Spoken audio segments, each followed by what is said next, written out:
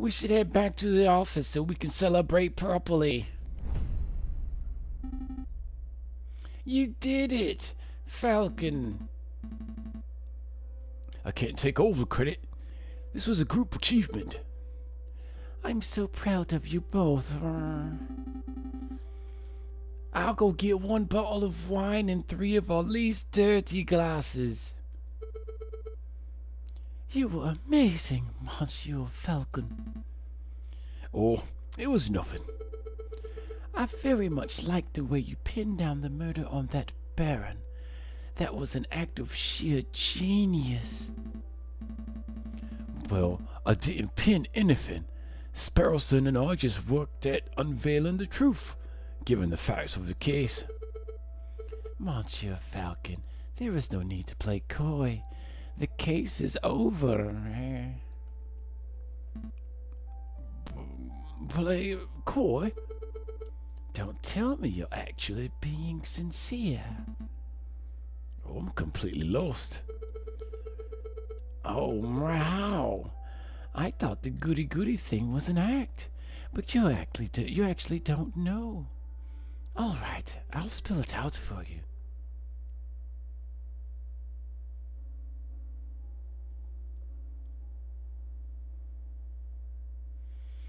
I murdered Monsieur Greenway. I saw him in the garden all drunk and vulnerable, and I seized my opportunity. It was nothing personal, just business, you understand? Business? To increase my papa's share in the training company, of course. My papa always said that the drunk old frog was the weakest link. Your confession doesn't make any sense at all. I found the Baron's Rogriel cigar butt hidden in this garden. Oh, I put that there. I expected the police to find it, but I suppose that was putting too much faith in the brains of Paris's finest. But Falcon proved that Monsieur Robiono's photograph was edited. It was edited. I wasn't in the picture because I was busy paying a visit to Monsieur Greenway in the garden. My papa knew I needed an alibi, so he ordered Monsieur Robiono to paint me over Baron Rogriel and to add hands to the clock. But that lazy artist didn't manage to finish altering either photograph by trial day. It's a good thing that Monsieur Falcon was so imaginative, because that could have gone very badly. Yeah. What's with the silence? You should be proud. There aren't many lawyers in the whole of France who could have won a case like this, even for a bourgeois kitty like me.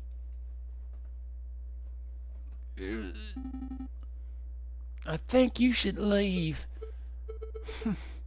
Fine. So much for celebrations. Here's the payment for your services, straight from my papa's pockets. Well, adieu, Monsieur Falcon. Adieu, Petite Sparrowson. Falcon, what do we do now? Falcon?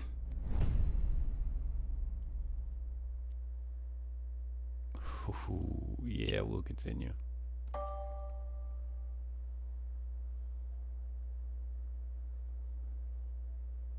January 7th, 1848. The Palais du Louvre. Louis the Louvre?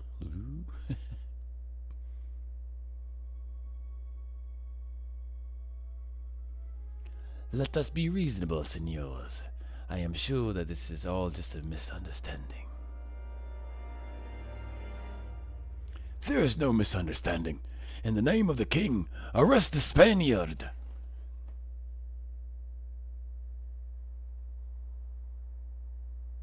Act 2, A Fox Among Wolves. I knew Falcon wouldn't feel like turning up to the office on Friday. But now it's midday on Monday, and there's still no sign of him. This is becoming a little concerning. I should probably go find him. His home would be a good place to start, but the bird brain never gave me his address. I'll just have to find him the hard way. Look around. Let's see, where would he be? At the Baron Rogiel resides. To an impressive manor house. Would he be at the Baron's house? Why would he go there again? Infamous concierge prison. Oh, maybe he's gone. Maybe he's in jail. Got drunk. Excuse me, monsieur. I'm looking for my friend. Do I look like a lost and found to you? Buzz off, your bird brain. All right, then. No, guess he didn't go to jail. Maybe he's hanging out at the courthouse. No sign of Falcon here. Excuse me, Rupert. Oh, it's you. The first year dropout. Hey, I didn't drop out. I was forcibly ejected.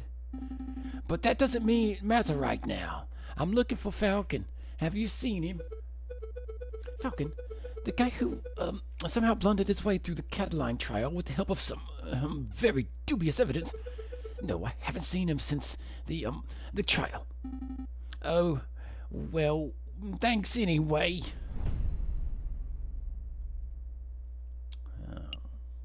Maybe he went back to the Baron's house. I probably should have waited. Excuse me, Mademoiselle Duart. Down here. Oh, there you are. It's Sparrowson, right? That's right. I heard about the case you were involved in. I never would have thought that the Baron was a murderer. He always treated me with the utmost respect. But then I suppose it makes sense that the most ruthless killers are the ones who can put up the best facade. Yeah, I suppose so.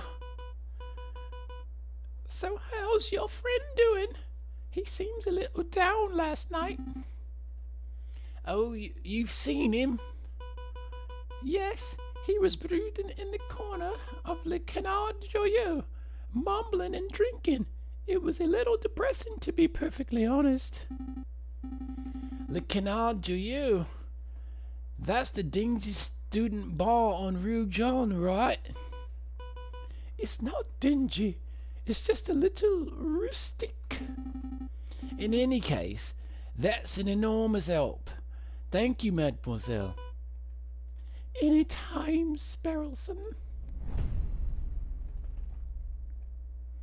So let's go to Le Canard Joyeux. Need a pick-me-up? Come along to Madame Quenel's Student Tavern and on Rue Joyeux. You're always welcome.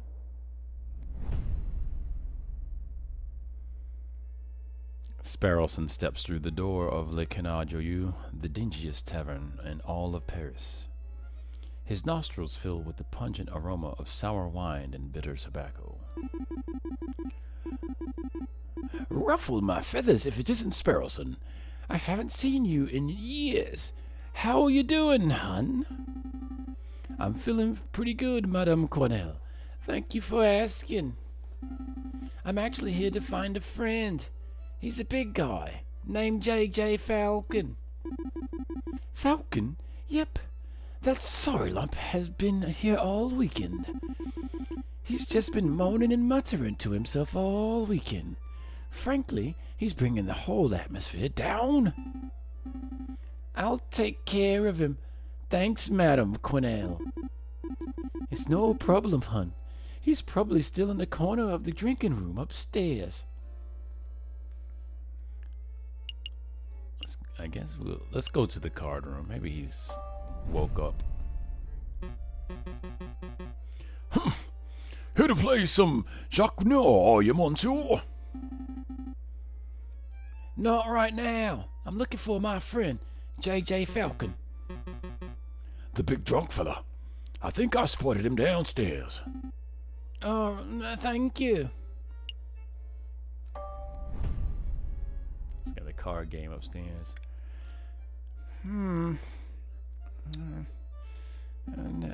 No sign of him. Mon Dieu, I almost stepped on the big fella.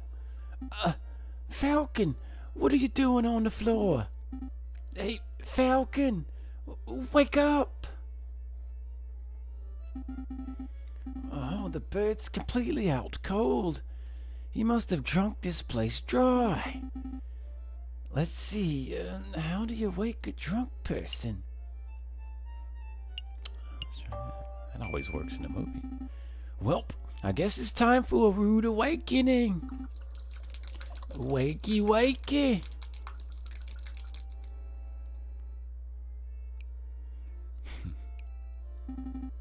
Oh, good. You're up. Oh, are you with us, Falcon? Yeah. Feeling sober? We should probably head back to the aviary office so we can get some work done. I don't understand this, Ferrelson. Huh? I thought I did everything right. I followed all the procedures. I found all the evidence. I presented the case beautifully. And yet, a guilty feline walks free while an innocent man sits in custody. What went wrong? Where's the justice?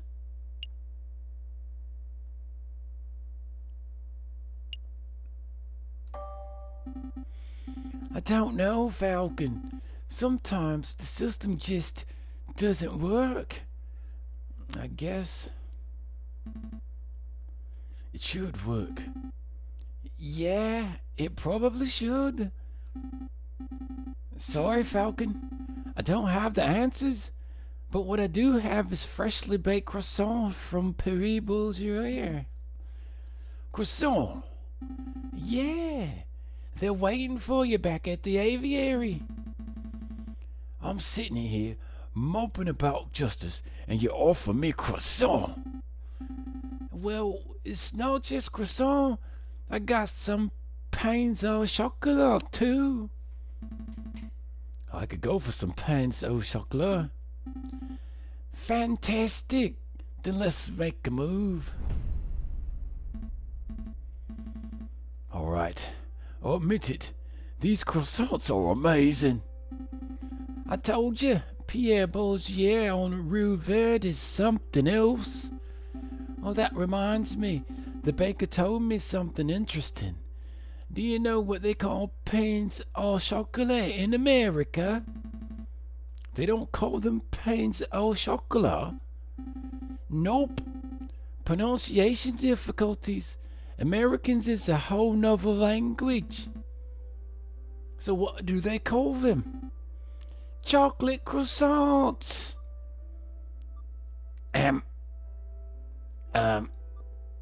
Hello. Hey, chocolate croissant. What do they call profiteroles? I think they're still profiteroles, but rather than custard, they fill them with ice cream and smother them in melted chocolate. Simply outstanding. Is this the aviary attorney? Can I speak to someone, please? Well, what do they call crepes? Excuse me! Did you just hear something, Sparrowson? Down here! Oh, sorry, I didn't see you there. What can I do for you, little one? Oh gosh, where to start? Your name, perhaps? Mousy. My name is Mousy. And what can we do for you, Monsieur Mousy? I have this friend, and he's fallen under some legal turbulence. Legal turbulence? You mean he's been arrested? Oh, Beezoid raiding us with a party of 3. Thank you for the raid, Beezy. Seraphic Rain, gotta show some love.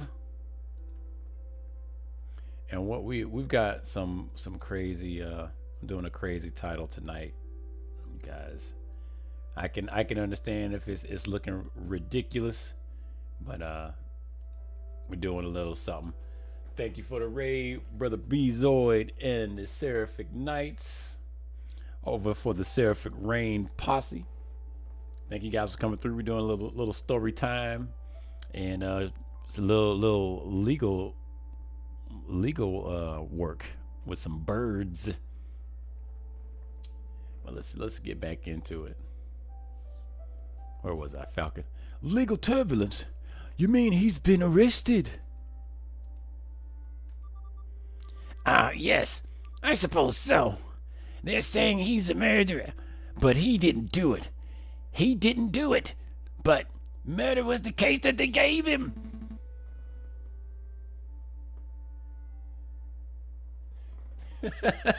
Thank you for that, Uncle Witch. Yeah, man, I was enjoying it so much. I definitely had to throw the rerun up. I was having a good time with the voices. I'm trying. All right, That's quite a problem. I know, but I forgot to mention, he's the Prince of Spain. The Prince of Spain? You didn't think that was worth mentioning from the start? I forgot. I must ask, Mousy, why did you come to us? I would have thought that the Spanish royal family would hire legal counsel with a little more... Not terribleness? expertise. Oh, but the prince has a great faith in your lawyering skills, Monsieur Falcon. He said that your reputation as a lawyer was renowned. Really? The prince said that? this is a great opportunity, Falcon. Surely you wouldn't deny a request from the Prince of Spain.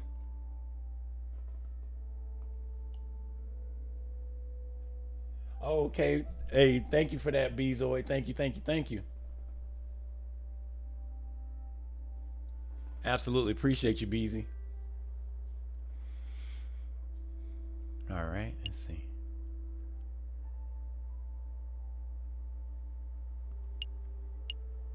So far, I think I don't take Falcon as a D-bag.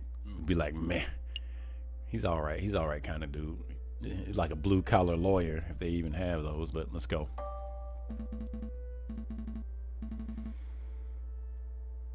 Whoa, what the hell just happened there? A little blinky. Of course we'll take the case. Grab your coats, Burleson. We have royalty to defend. That's the spirit. Good luck to you, messieurs. You aren't coming with us, Mousy? I have other matters to attend to, you see. But Prince Vaughn is being held in the conciergerie. I'm sure he will fill you in with all the details. Right, let's make a move then. So we're going to the jailhouse. Gonna talk to the prince. Good day, monsieur. Ow, it's you two again. Hey, nice work on Lady Kitten's trial. Baron Rogiel is pacing around the cell right now, ranting about wringing your neck. I just can't get this dude's voice. I'm gonna have to change it up because I am not gonna be able to keep that one up. Yeah, I'm not surprised. He's super mad. But hey, a criminal's a criminal, right? If the lion didn't want a death sentence, he probably shouldn't have killed the guy. Oh, you're not here to defend him, are you? Because that would be hilarious. We're actually here to see Prince Juan Quirero, heir to the throne of Spain. The mouthy fox, huh? That guy's driving me nuts with his seniors and his flamboyant attitude. I say the sooner he hangs, the better. Well, come on then, while we're young. Don't just stand there, bust a move. And bust a move. Oh, that got me to thinking about that damn Scrubs episode. Just bust a move. That's all. That's the advice I'm gonna give everybody. Hey, just bust a move. What you need to do your taxes? Just bust a move. What? You're having an existential crisis? Bust a move. All right. The Falcon of Spain, I presume. Oh boy, here I go. Indeed, I am Juan Quirero, heir to the throne of España, and you must be the legendary lawyer, Senor J.J. Falcon. Well, I wouldn't say legendary. I wouldn't even say notable. Such humility. I would expect nothing less from renowned individuals such as yourselves. But let's get down to business. I trust that my compañero, Mousy, explained the situation. He told us that you have been accused of murder, but we need some further details before we can start our investigation. Ah, of course. What is it that you wanted to know? That's a good question. Why are you in Paris?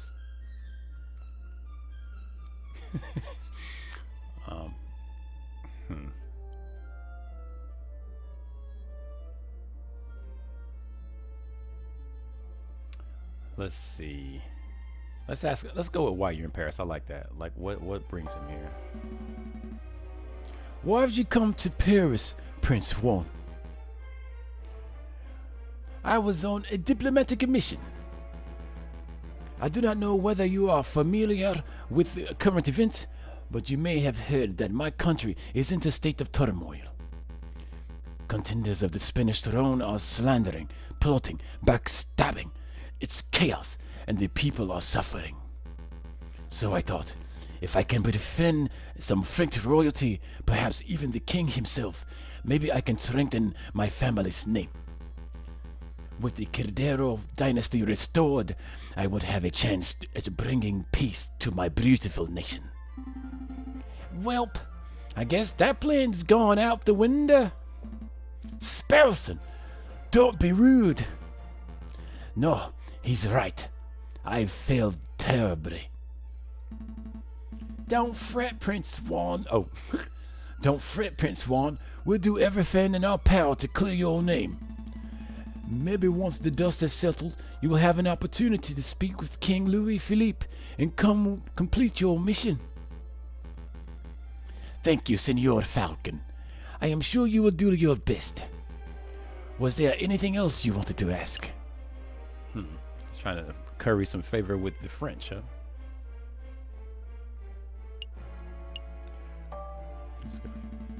What were you reading before we so rudely interrupted? Oh, this book. It is a Spanish classic, Don Quixote of La Mancha. Do you know it? Now that absolutely sounds like the kind of thing that that Falcon would say. So everyone, I don't have time for reading in today's fast-paced world. This is a shame, senor. You are missing out on a fascinating tale of one man's chivalry in a world where chivalry is dead. But if you don't care for reading, why did you ask about the book? Curiosity, I suppose. I see. Then I tell you what, senor. I will lend you this book. Perhaps, if your curiosity allows it, you can take some out of your day to read a chapter or two. Cool, we got us a clue. Was there anything else you wanted to know? Let's get down to brass tacks here. To be honest, Prince Juan, I'm a little confused about how a member of royalty could get in so much trouble. Could you walk us through your activities on the day of the murder? Of course. Let's see where to begin. It was the cold and misty morning of 6th of January. I had heard King Louis Philippe was unveiling a new painting at the Palais de Leu, and I wished to meet the man himself. So, after a brief stroll and picnic in Tuileries garden, I entered the palace. I found the royal entourage in the Louvre's Grand Gallier. When I saw an opportunity, I presented a humble gift to the king. A rose, an international symbol of passion and virtue. How romantic! But before the king could take it, a rather rude person snatched it from my fingers. It was a royal guard, a dog by the name of Major Howell. Ouch! Cried out Major Howell. I have pricked myself upon the thorns of this dastardly flower. And then the Major slumped onto the floor. His face turned blue, his mouth frothed, and he died. He died straight away after being pricked. Straight away, senor. It's obvious that the pricked finger was the cause of death, but I don't know of any poison that acts so fast. Nor do I, Senor Falcon. But clearly, the police felt that poison upon the rose's thorns was the only logical explanation. And with so many witnesses, even the king himself, what could I say to defend myself? So where did the rose come from? I acquired it from the beautiful Parisian flower seller at Les Halles Market, a girl by the name of Catherine Marie Singe. But surely you're not to suggest that the flower girl applied the poison herself, Senor Falcon.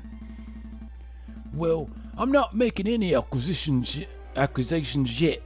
I'm just planning to explore every line of inquiry. All right, Poison Rose. We got us another line of questioning. Did you want to ask something else, Senor Falcon? No, I think that's everything. Thank you. What's the plan, Big Bird? Well, we have 2 lines of inquiry. We should head over to the scene of the crime, the Palais de Leu, and see if we can find any clues or witnesses. And we should interview the flower girl in Les Halles Market to see if she has anything to say about this alleged poisoned rose. 2 tasks spread over for 6 days. This almost sounds too easy. Let's not get complacent. Good luck, senores. Bum. Wait a minute, Falcon. What is it? Did something seem off about Prince Juan to you? He seemed kind of calm. He did seem off, yeah. You picked up on it too. It's like the fox was hiding something. It seems like we're on the same page. Well, we'll look. If this is bothering you, then we could always ask around. Maybe someone in the city knows Juan's dirty secret, if he actually has anything to hide, that is. Yeah, let's dig it up the dirt. But we've still got a trial to prepare for. Priorities, Sparrowson.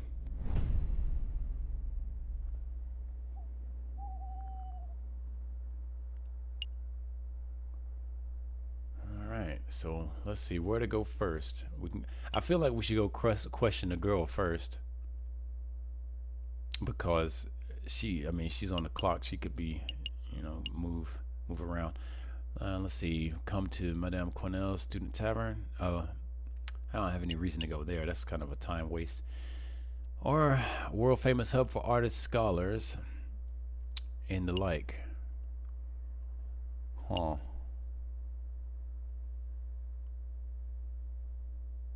He went there, and I wanna question that girl. Let's go investigate.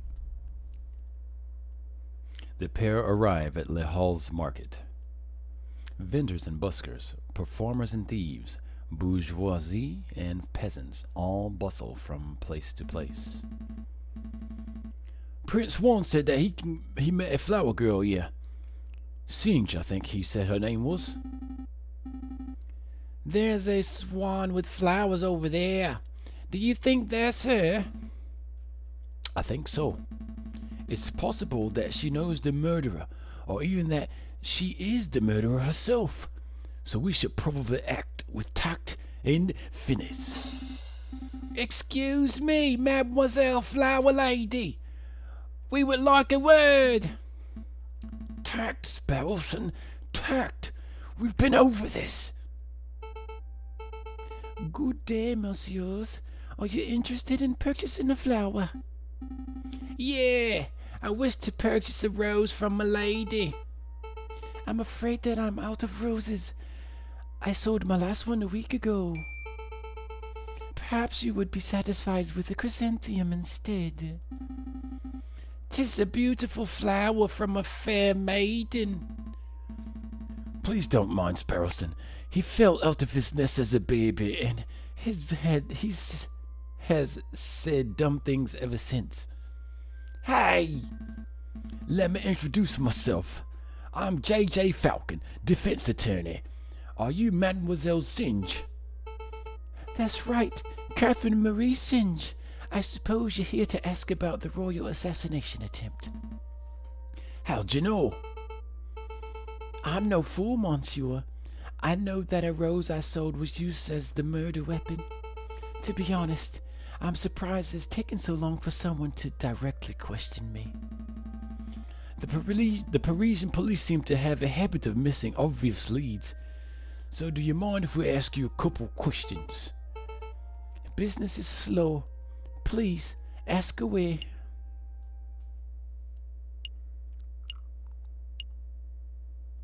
I like this one. That's right to the point right now. Where do you acquire your flowers from, if I may ask? Normally, I gather them from the wild. Last week, I found these chrysanthemums on the city limits. And that's the same place I discovered this monk's hood. But since it's still winter, I have to buy a lot of my flowers from merchants who travel to Italy and the Netherlands. That's how I acquired the rose. What can you tell us about this particular merchant? Not a lot, monsieur. He's just an old man who passes through Paris a few times a year, selling his goods and wares. I see. No chance of him being a super secret assassin. No, monsieur. Did you want to ask something else?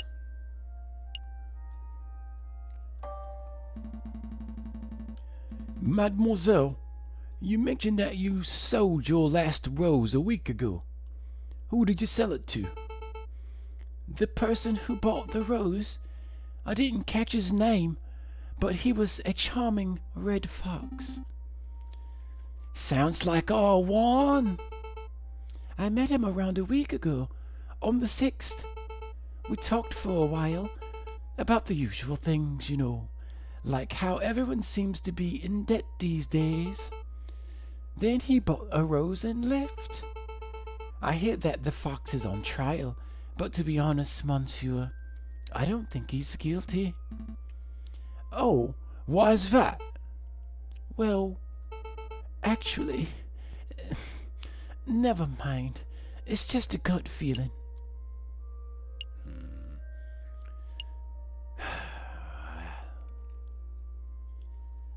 Let's put on a little pressure.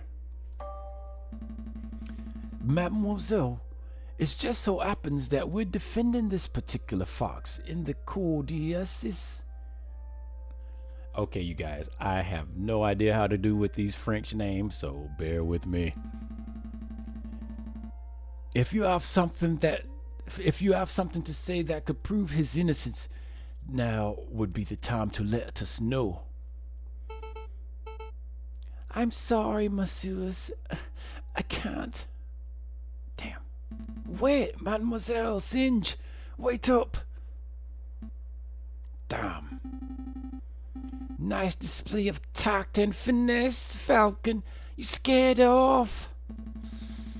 The Swan obviously knows something crucial about the case. We need to get to the bottom of whatever it is. Agreed. But I don't think she'll be in the mood to tell us anything else. I know. Why don't we try acting with a little more tact and finesse next time? Hush. Damn. So we got what? 2 days? Something? All right.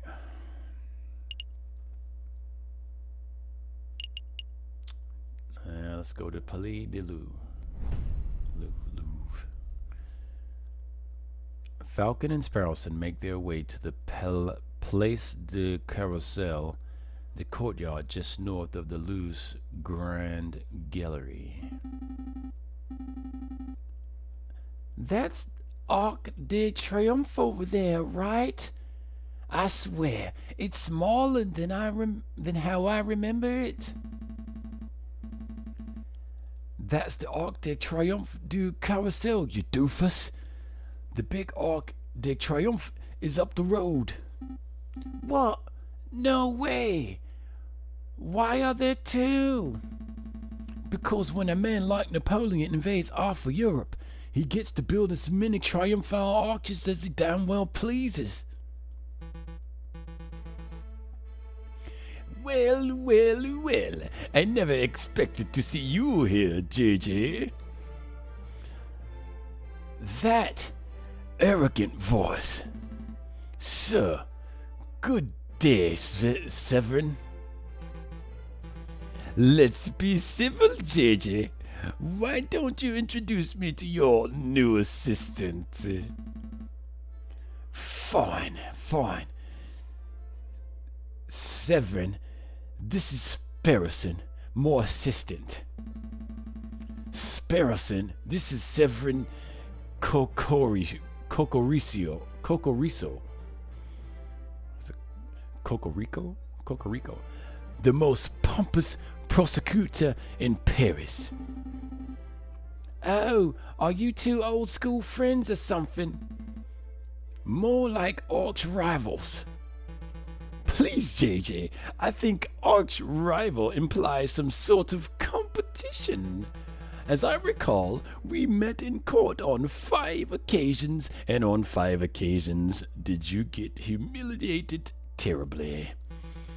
I am amazed a failing bird brain like you is still able to get clients. Actually, Severin, business has never been better. I'll have you know that I'm currently being employed by the Prince of Spain, no less. The Prince of Spain? Juan Cudero? Well, this is quite an amusing coincidence. Don't tell me. Correct. I am the prosecutor for the very same case. Good. It's a pity that the Spanish prince will indubitably hang, but I suppose that this is what he gets for hiring a bird brain to represent him. Don't call me bird brain. You're the only bird brain here, Severin.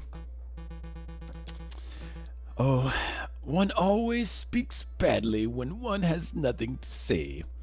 Voltaire. Uh-oh, he's giving you the verbal smackdown. Quick, Falcon, make a witty retort. Oh yeah,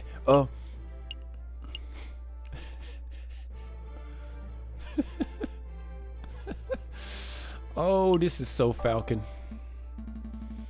yeah, well, I'm rubber and you're glue. What bounces off you is... Wait. Oh dear. You're the same bumbling fool that you have always been, Falcon. But enough talk. If you messieurs would excuse me, I have a case to prepare for. JJ, Sparrowson, I'll see you two in court. Ugh, I can't stand that guy. He did seem like a bit of a cockerel. But is it true what he said? You know, that he trounced you in court 5 times? I can't deny it. Severn has reputation as a ruthlessly thorough prosecutor. Mountains of evidence, surprise witnesses. It's no wonder he always manages to one-up me. But this time will be different, right? I hope so. I know so. For you see, I stole this annotated map of the Lou out of Corico's pocket when he was busily rattling off Voltaire quotes. Sparrowson, that's...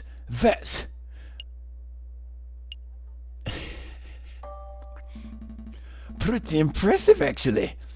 I swear you were standing 3 meters away the whole time. You tall birds are so busy with your heads in the clouds that you don't ever notice us small folk running around your feet. Pinching Cocorico's pocket was like taking candy from a very tall baby. Let's take a closer look. I see. This map shows the entire Lou area. Everything from Tuileries to the Rue de Lou. Most convenient. We're currently standing right here, in the Place du Carrousel. And those pinned-in arrows seem to show the route taken by the king's entourage, which means the king first went here, through the Salle du Tibre, and then here, into the Grand Gallery where the murder occurred. Didn't Prince Juan say that he spent the morning in the Tuileries Gardens? That's right. So that means Prince Juan approached the Louvre from the west side, somewhere over here. Sounds like we have a lot of places to visit. Where should we go first?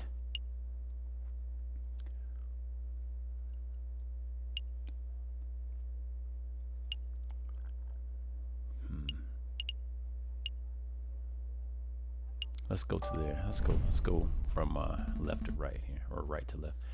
So this is Salle du Tibre. If I understand Cocorico's notes correctly, this is the room the king and his entourage stopped in before heading to the Grand Gallery. This room doesn't seem to be very popular. I don't see anybody around to interrogate. Interview. Oh, right, interview. Well, since it's quiet, maybe we should take the opportunity to do a little snooping. What would be the point?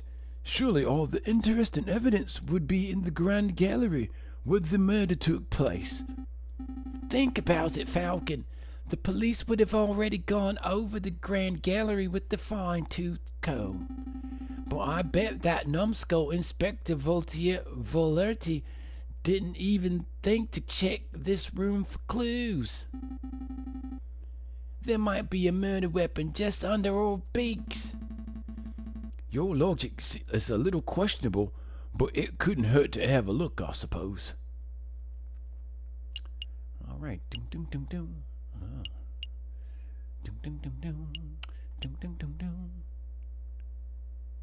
Dum dum dum dum dum dum dum dum. It's just the damn Ark of the Covenant over this mouth. Dum dum dum dum. All right, let's check this out.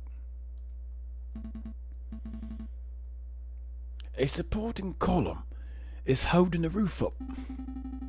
It's the column where if the column were truly supportive, it wouldn't hold up the roof. It wouldn't hold the roof up. It would encourage the roof to get its location on time. Oh, get to its location on time. Ugh.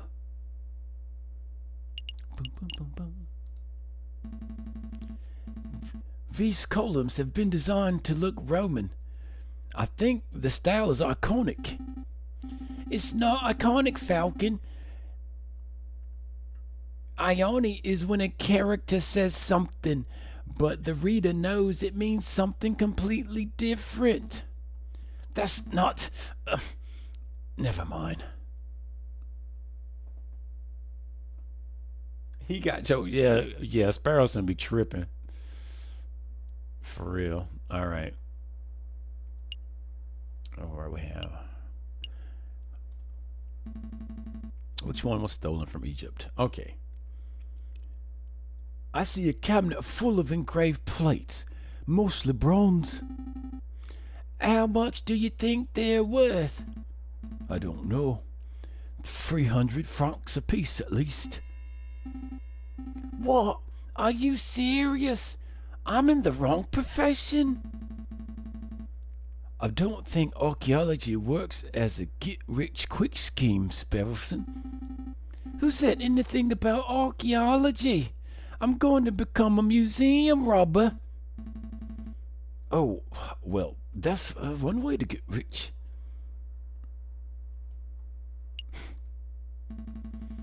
This is some sort of ceremonial container.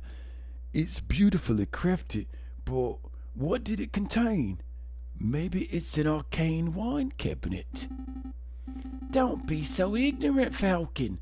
This is a sacred Mesopotamian artifact gifted to Emperor Hadrian for his victory at Euphrates in 123 AD. Stop making up stuff. You and I both know nothing about Mesopotamia. All right, you got me. This could be a hippo's chamber pot for all I know.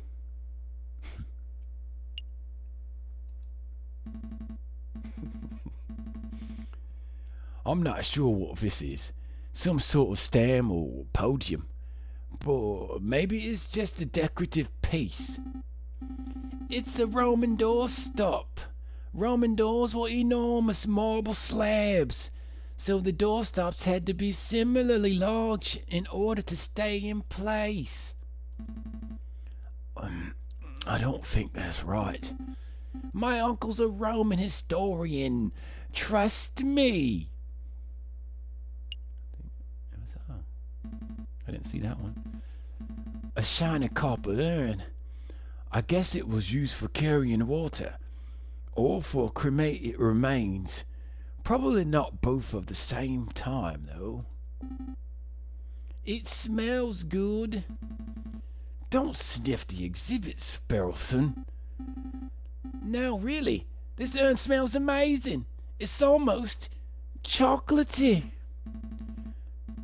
You poor thing. You're hallucinating from hunger. Would you like to stop by a bakery on our way back to the office? Don't patronize me, Falcon. My nose never lies. I'm telling you, there's something in here. I can feel it. Now you're touching the exhibit. That's definitely a no-no. Look, see what I found in this here urn. Put that down, Sparrowson. It's someone's old rubbish. No, look. It's a chocolate wrapper. Judging by the smell, the chocolate was bitter and dark. 70, perhaps 80% cocoa. Belgian in origin.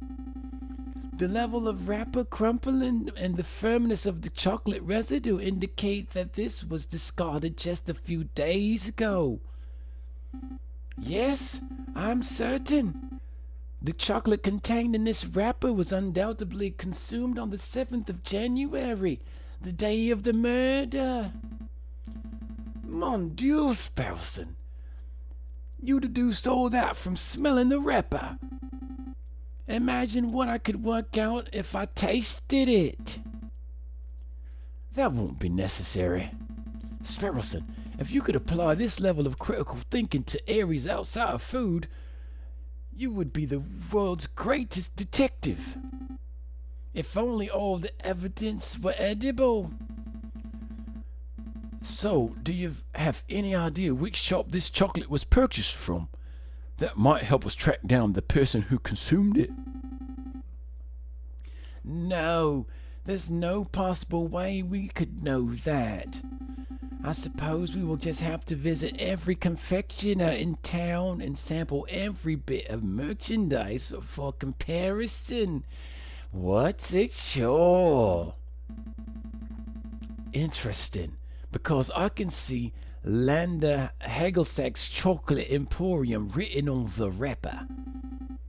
Well, you can't blame a bird for trying.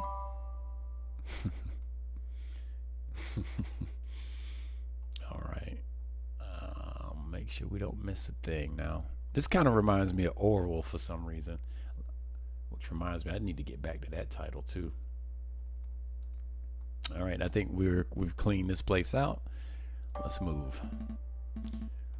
We're done here. For now, at least. We can't spend all day staring at Roman artifacts, I suppose. So, where to next? We'll go, let's start at the Grand Gallery. How are we? Now, here we are, the Grand Gallery, the murder room. I believe the murder occurred right under the new painting. I see hundreds of paintings. Which one is the new one? I haven't the foggiest. We will have to ask someone. Please don't talk to me. Please don't talk to me. Please don't talk to me. Please don't talk to me. Please don't talk to me. Excuse me, monsieur. You look like you know Mona Lisa's from your last suppers. I don't want any attention. Please, maybe he isn't talking to me. Maybe he isn't talking to me. Nope. He is definitely talking to me. Keep it together, Eric. Keep it together. Keep it together. Oh, hi!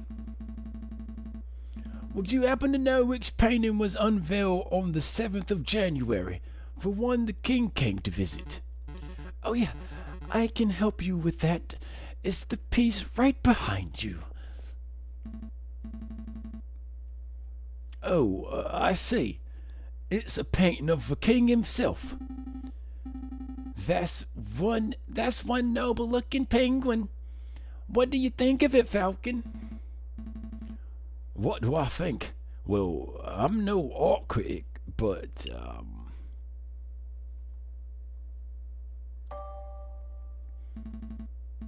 the careful brushstrokes, the pre-Raphaelite soft tones, and the subliminal uses of light.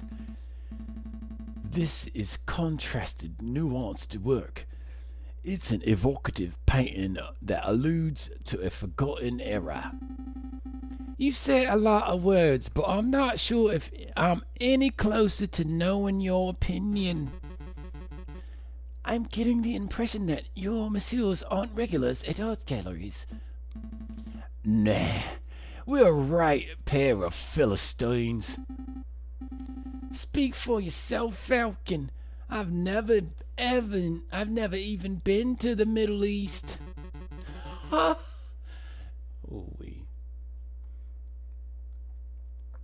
Then I'm guessing you're here to investigate the king's assassination attempt, then. That's right. We were actually hoping we could ask you a couple of questions about what you saw. Oh, I wasn't even in Paris when the murder took place. I didn't see anything. But, I have a friend who might be able to help you out. What's this? R&M Associates, the home of Renaud Vloop's private investigator. Thank you, but I don't normally deal with these gray area of the law types. No, please give this guy a chance. He helped me out of a bind before, and I'm sure he can do the same for you. Well, I'm not making any promises, but I'll keep hold of the card. We appreciate the help in any case. It's no trouble.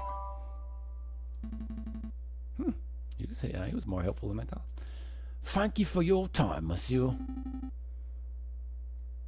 Is there anything else we can do here? Well, ideally we would turn the whole grand gallery upside down in a hunt for evidence.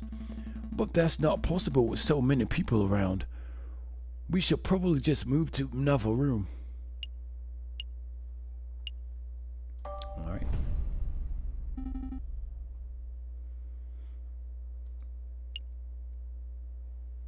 Oh, hold on, was I? Oh, yeah, alright.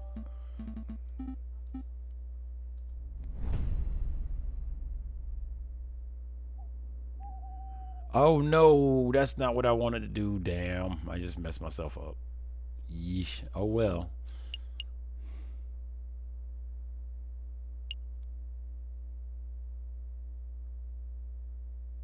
Oh, look, I can go back here, and I don't think it's going to cost me any time.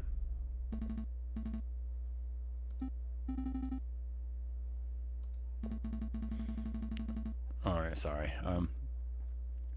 Or maybe you scared her off with your inappropriate flirting technique.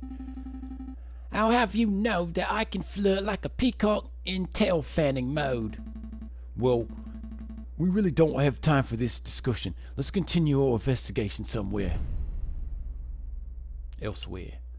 Yeah, I can't go back here because that'll mess up my time. Shit. I guess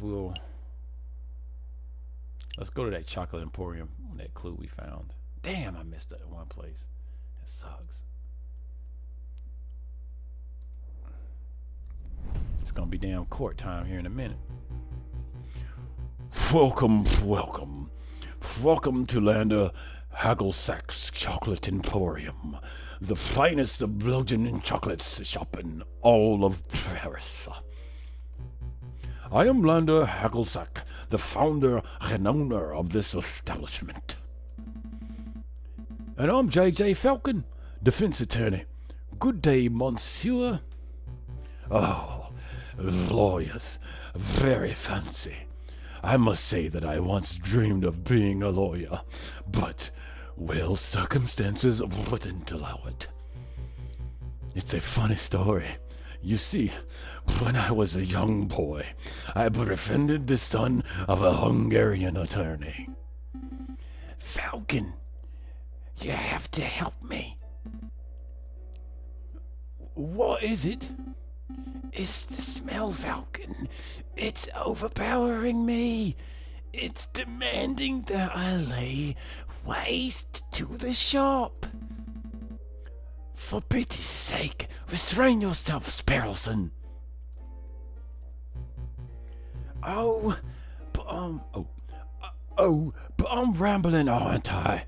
So, are you messieurs here to buy something?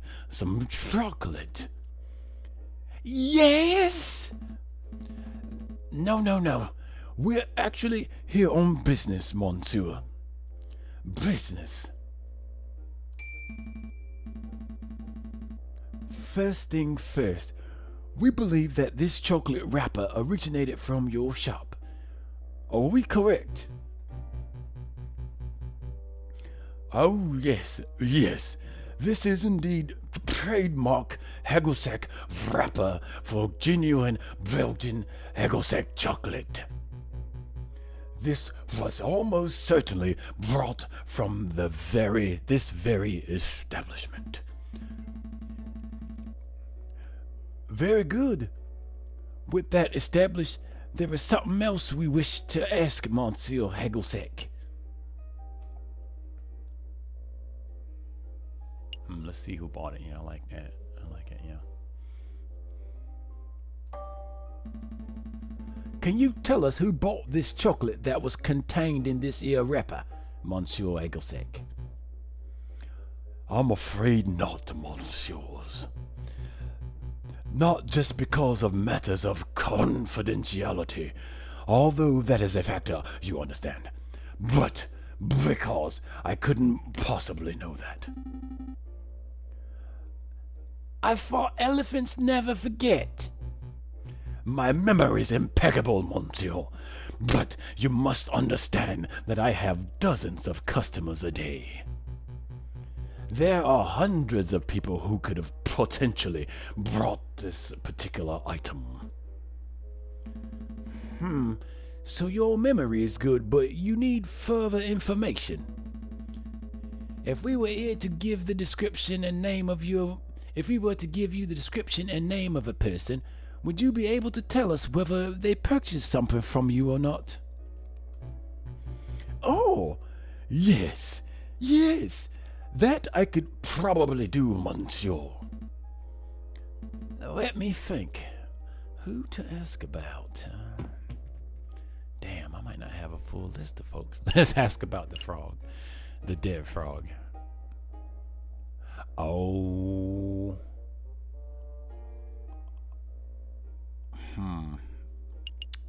I have a thought. Let me see. Ooh. Dang. Oh, and I am absolutely always taking suggestions. Just nobody who's beat the game, but definitely taking suggestions on some of this. I appreciate interactivity. That's kind of the whole reason for streaming. So if you guys have ideas on how some of these clues might work, go for it. But otherwise, I'll break the game. Let's see. I have a feeling that I really think that one the flower girl, cause she was up there hiding something, so she might be, but I don't see her in my list. Hold up. Why don't I see her in the list? She was a swan. Why did I not get her added in my list? Oh, there she is. A swan who works as a flower seller in Le House Market. Soft spoken. What's she hiding? That's what I'm saying. She hiding something. Oh, do the dog. The security. The dog. The security dog. Let's see. Oh. Major Howell. A royal guard who was killed in the Louvre's Grand Gallery, allegedly by a rose handed to him. Right, because he could have ate the chocolate. Oh, snap. Have you ever served a member of the Royal Guard by the name of Major Owl? No, Monsieur. Are you sure? Yes, Monsieur. I have served many soldiers, but I don't recall seeing a major in recent memory. What does that mean, Falcon? Have we lost our lead? Not necessarily. It just means that Major Owl didn't buy the chocolate. That may have killed him. There's still some possibility that someone brought the chocolate for him. That's our lead. That's who we want to find. I see. I did once serve a high-ranking officer in the British Army who was on his way to Zimbabwe. If you want to hear that story... No. I don't want to hear that story. Let me think. Who to ask about?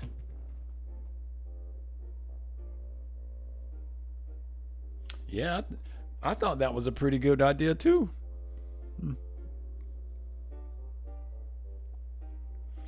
I have thoughts. I feel like the suspects that's coming to mind, like Juan Cordero just seems too easy for him. He's the suspect anyway. I feel like his assistant could have done it, but I don't know like what his motive is. Cause see, he was acting a little shady too, but he could have been busy. Or maybe, oh damn, okay, can't ask about him. That'd be kind of silly. Or again, like what she hiding. But then, like, I mean, who would have put her up to it? The assistant could have put her up to it. But that don't.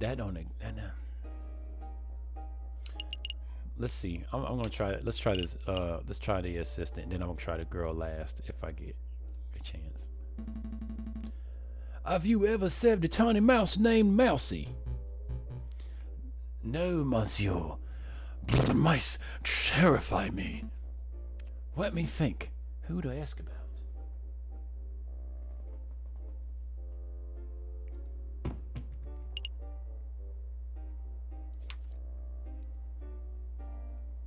All right. Who is this chap? Oh, maybe it was him. Maybe he was avoiding social, because he didn't seem like his dialogue didn't read very nervous when I talked to him, but the way he was talking under his breath seemed like he was. I don't want to waste this dude's time or my chances, but these two, they do have me curious. I'm gonna go with Porky. Have you ever served a porcupine art aficionado named Eric Pork? No, monsieur. Messieurs, I am growing tired of these endless inquiries. Perhaps you should come back another day. You know, Falcon, it's possible that we just haven't encountered the chocolate fiend yet. And you know something? I feel like if we did, the bird Sparrowson would probably smell it on him. We'll see. Rather than coming back here every day and making aimless guesses, we should wait until we have someone specific in mind. You might have a point, Sparrowson. Thank you for your time, Monsieur Hagelsek. We shall return when our investigation has progressed a little. Any time, messieurs.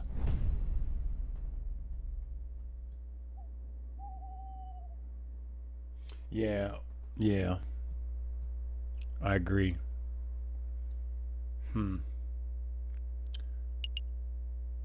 Yeah, yep, and we got a card to go see him. That's over at R&M Associates too, and it's not gonna cost us. So I'm gonna go here for free, so we don't move time, and let's see what we can find.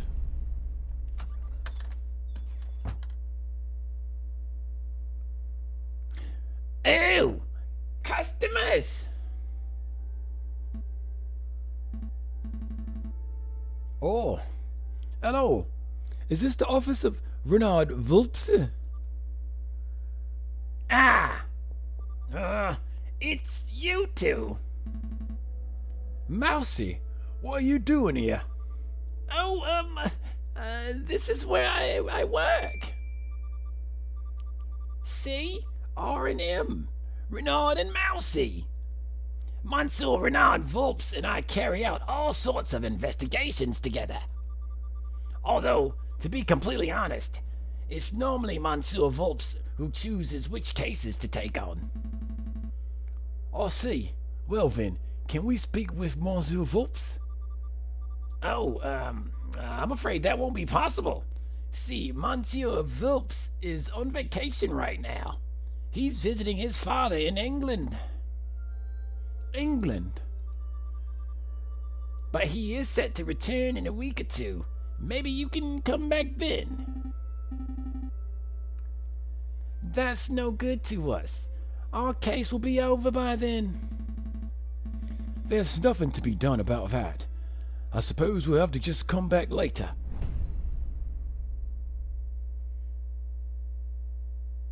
Yeah, I know, man. That messed me up. I'm so. Oh, yeah. I did not mean to leave. Oh my goodness. I'm gonna hope we can get by.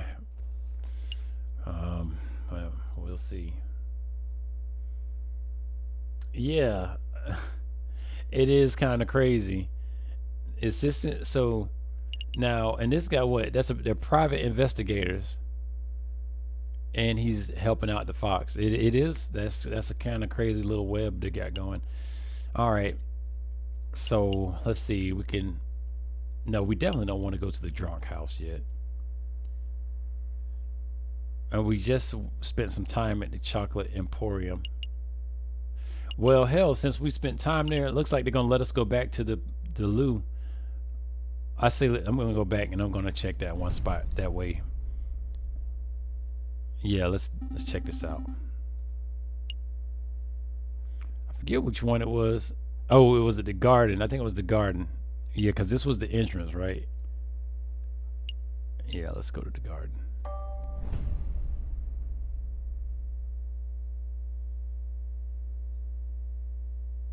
I remember that guy. That's the council. Damn, what is he? Anyway, our feather-headed friends wandered through the immaculately maintained Tuilier's garden. Nothing seemed out of the ordinary until they spotted a familiar face picking up litter by a tree line. Hey, Falcon, doesn't that groundskeeper over there look familiar? Yeah, now that I'm looking at him, he does look a lot like that photographer. What's his name? Yeah, that's it. The artist dude. Roberto Robinho. Robinho.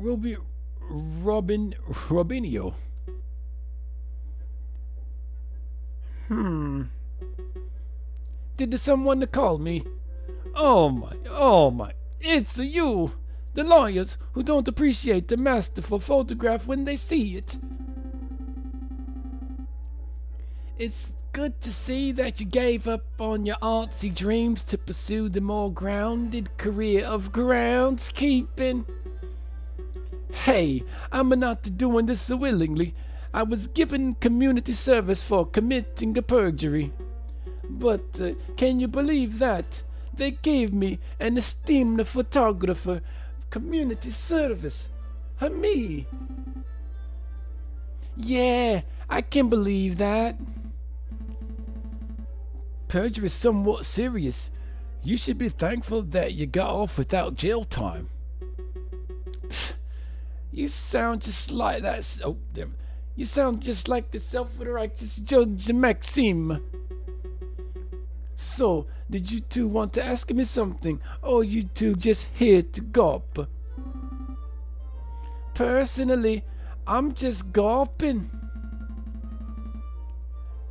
Actually, I do have a couple of questions, if you don't mind, Monsieur Robinho. I don't know about meeting him. I guess let's do this one. Oh yeah, it's a trip now, and I'm really hoping I didn't botch this case up, Uncle Witch. And I know you like that Alfred Hitchcock music they got playing in the background.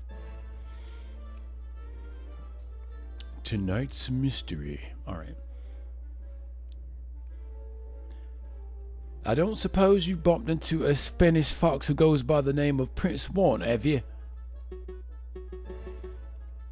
A Spanish fox?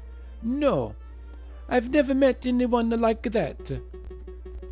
If this is about the assassination attempt on the king, then you are asking the wrong person. I only started working here today.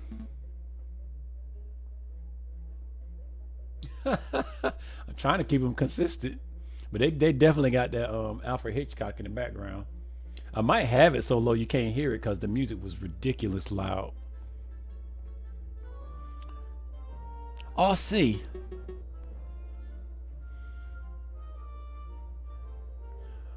Was there anything else you wanted?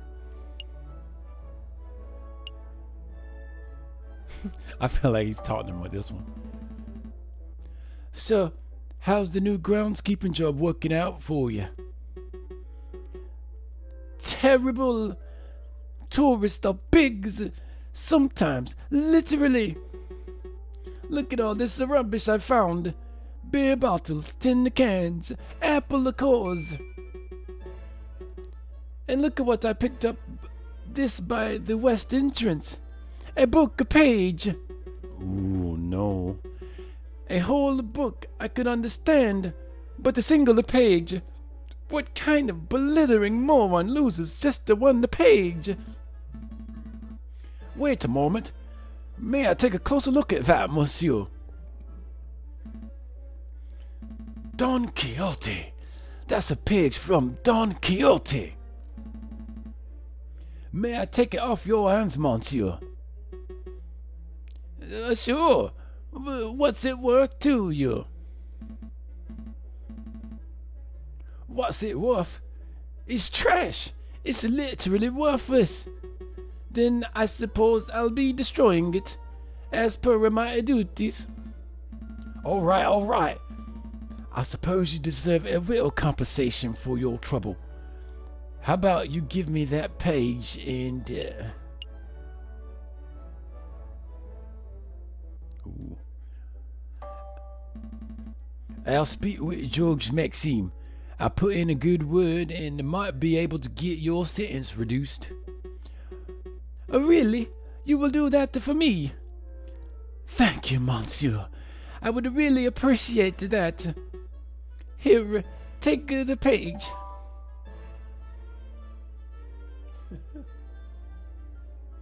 Okay, you know what? The music is a trip now. I might let me bring it up a little bit.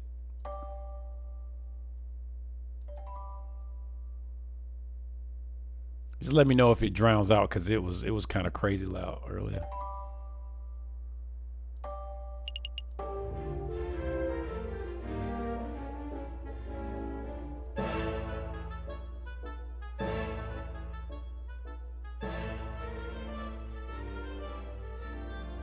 All right.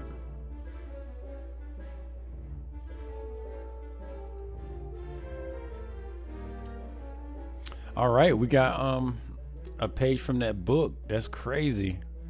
He gave me the damn book though, so I have some form of evidence. That's weird, but so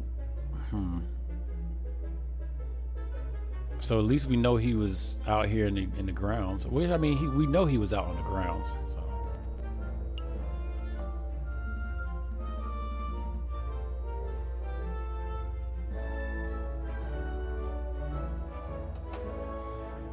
Yeah, but I think they said something about he was seen there or something. I could have sworn they said that something like that earlier. That's all. We'll let you get back to your work, Monsieur Robinho. I guess he's a Robin. Robinho. All right, so I guess that's everything.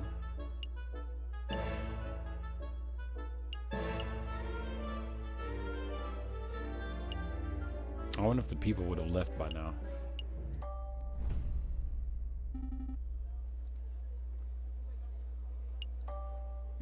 So that's how, okay. That's how, okay, that's the entrance. This is where I was going. And they're still. All right, cool. Let's, I guess we'll leave for real. And we picked up some different clues, some very important clues. So that was, so I guess it was a bit of a small success. So was he a peregrine falcon?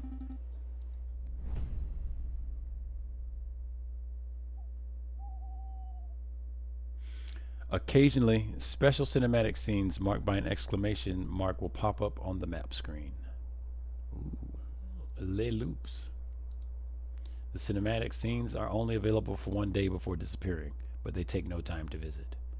Their viewing is entirely optional. Well, let's take a look. See what we get.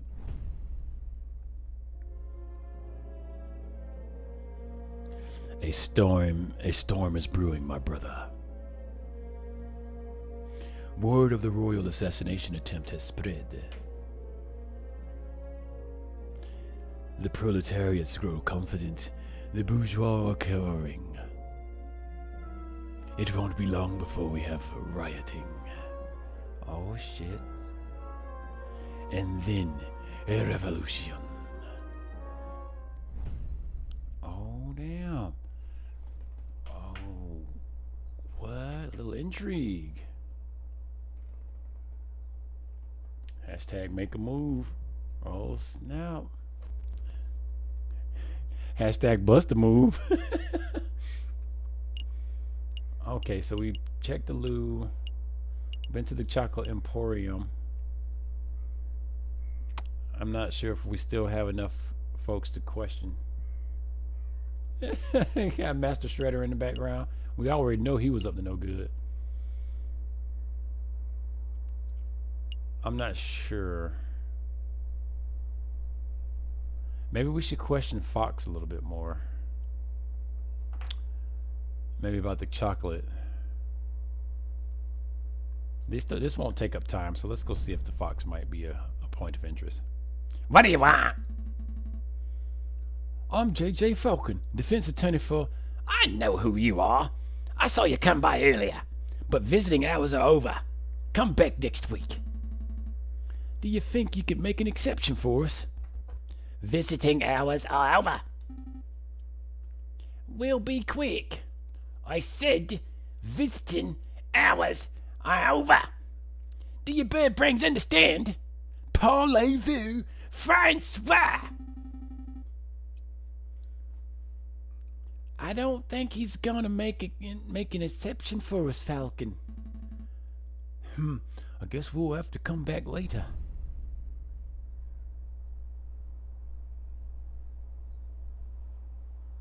Oh, I got you. Yeah, they definitely look like Master Splinter. So those were rats.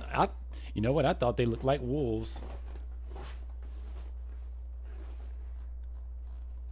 Much better. All right. Let's see. Can't decide which place to go to next, because any one of these is going to speed things up. Saturday night. And it's highly possible if I go to one of these, it's probably going to change the day. Sounds like nighttime. I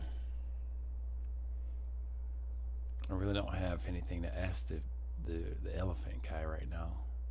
I'm feeling like the Sparrowson is going to give us he's going to possibly identify the person who's got that chocolate scent on him. Let's go back to the office just to see what happened. Stop messing around, Falcon. Let's help out Prince Vaughn already. Ooh, Kitty trying to get in on that.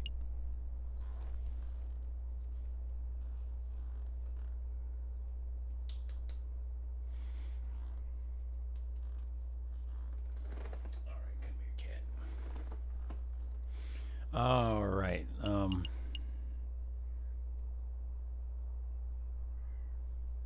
Talk to Juan again. Yeah, I mean, that seemed like the better option of all three. So he. Oh no, that's who I was trying to talk to actually when I went to the Palace of Justice. No, the concierge. That's where I was trying to talk to because he's in jail. Yeah, that's where I went, and the dude wouldn't let me talk to him. I think maybe is that maybe I might have went to the wrong one. Yeah, I went to the damn wrong one. Oh no, yeah. I went there and that's where he's at. He's in jail. So. No, that's all right. Hell, I forgot. I'm the worst. All right, so let's see. I feel like the Chocolate Emporium won't be the best place to go. I guess I'll go to the bar. It's nighttime. Let's see. Maybe somebody else fall in. Really, Falcon? I thought you were done with your mopey drinking. I'm not here to drink, Sparrowson, or mope for that matter. taverns are a fantastic hub for information. If we wish to get to learn more about this Prince Vaughn, then this would be the ideal place to start asking questions. Oh, that's pretty good thinking. Oh, you two are back. Are you feeling any better, Falcon? Much better. Thank you for asking, Madame Cornell. That's great to hear, hon. Will it be the usual? No. I'm back to investigative work today, so I've got to keep sharp. We wanted to know if you've seen a Prince of Spain around here recently. A Prince of Spain? I don't know if I've noticed, hon, but this isn't exactly the classiest pub in Paris. I'm lucky to serve the occasional bourgeois. You can forget about saying a member of royalty. That's a pity. Maybe I should ask some of your patrons.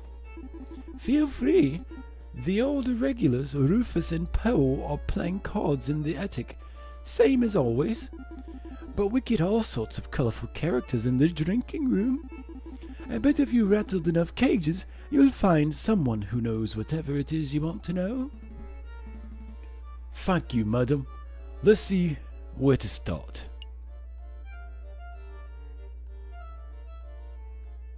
Oh, I'm pretty sure there are lots of loose lips in the drinking room.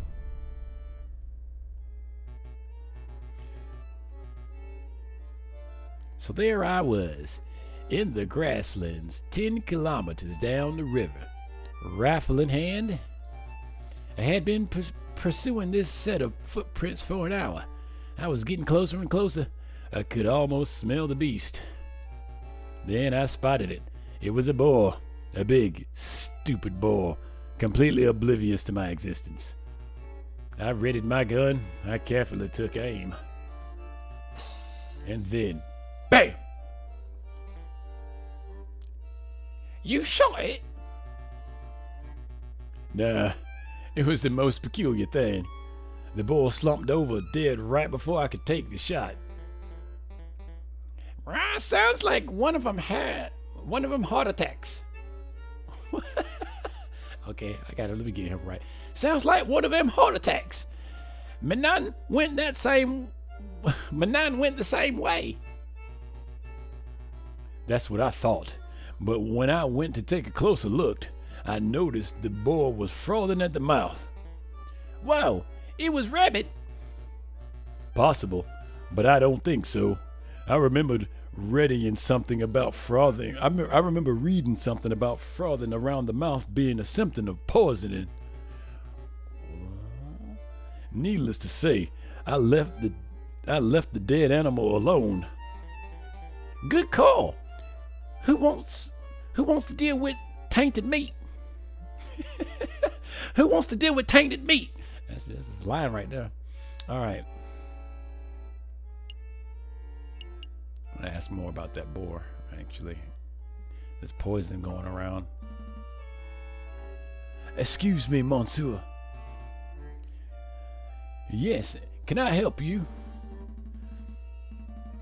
You say that the beast you were tracking might have died from poisoning. Could you give us further details? Further details? I'm not much of a poison expert, I'm afraid. Well, what do you think caused it? I would guess that it ate something bad. I saw some of that poisonous plant around. Wolfsbane, I think they call it. But really, I have no idea. I'm a hunter, not a vet. Excuse me.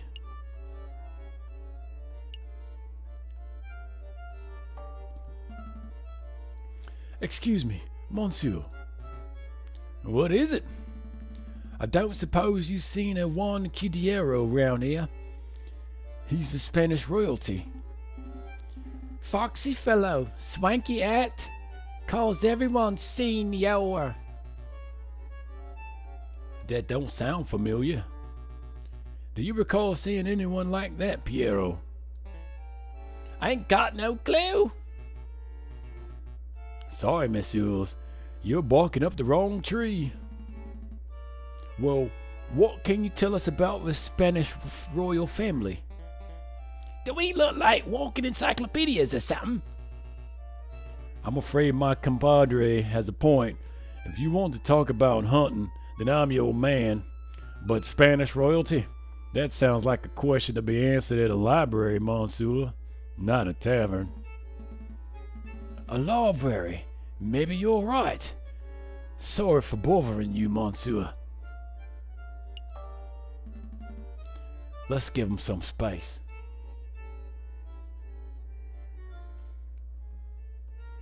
Uncle Weeks said, I wonder if the major ate some bad boar meat. Hey, well, I mean, if it was running around, if they were all eating on that wolf's bane. Interesting. Let's go to the card room. Come on, Pearl! Just one more game of... Hold on, let me see. Let me try him something a little different.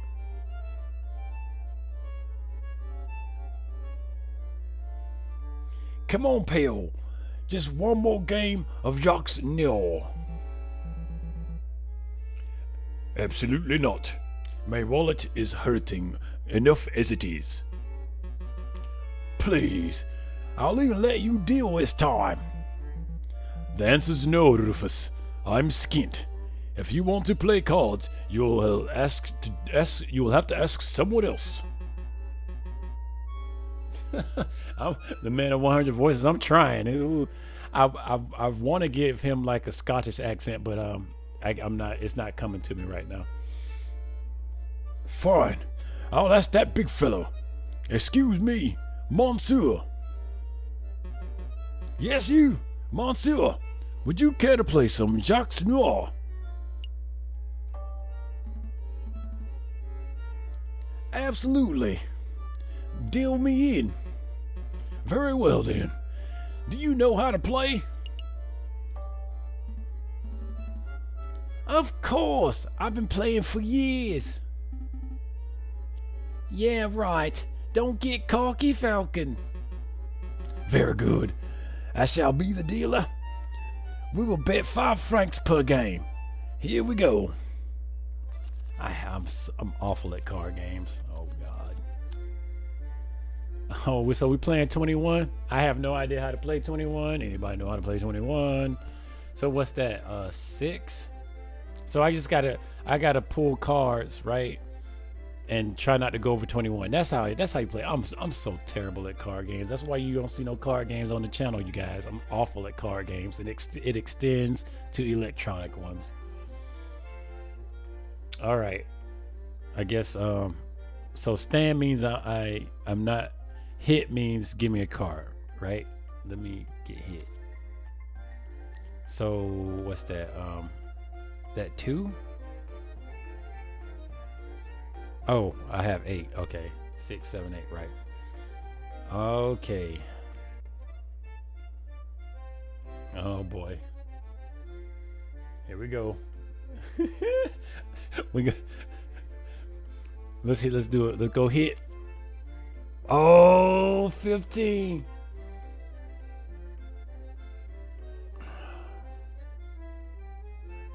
So if I get a 5 or more, I'm done.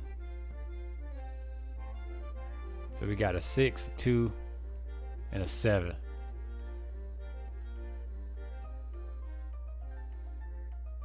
Anything less than 7. Hell, I'll take a 5. Well,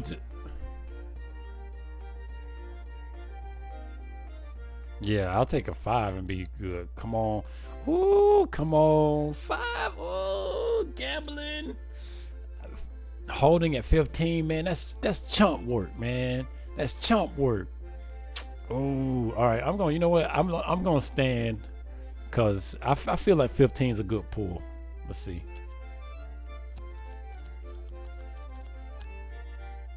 Oh, here we go. Man. Unlucky, monsieur. Most unfortunate.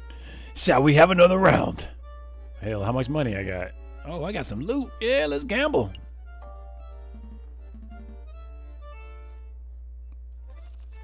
I feel like, I need to get some clout. Let's try to get this win.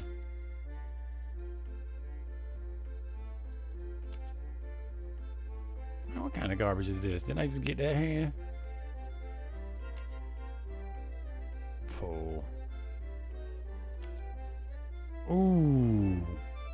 Oh man, I gotta stand on that.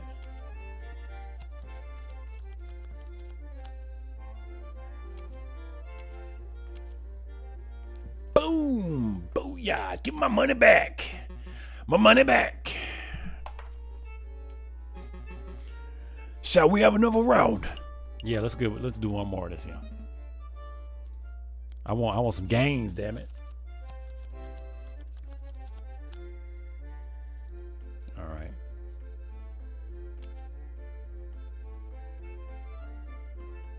What? One? Well, hell, we got a long way to go.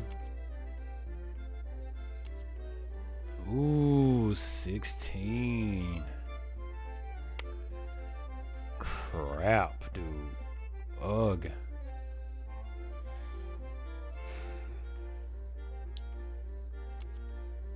Damn. Back and forth. Yeah, let's do. I want a gain, damn it.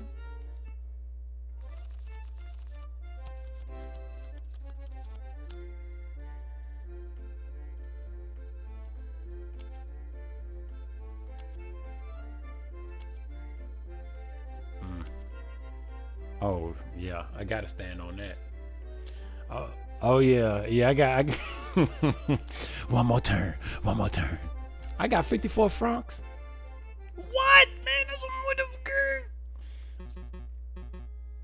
the man. They some cheating. All right, one more again. Come on, we gotta get some get back. It's the last hand now. Unless I win, then I try again. This is my last losing hand. Ooh.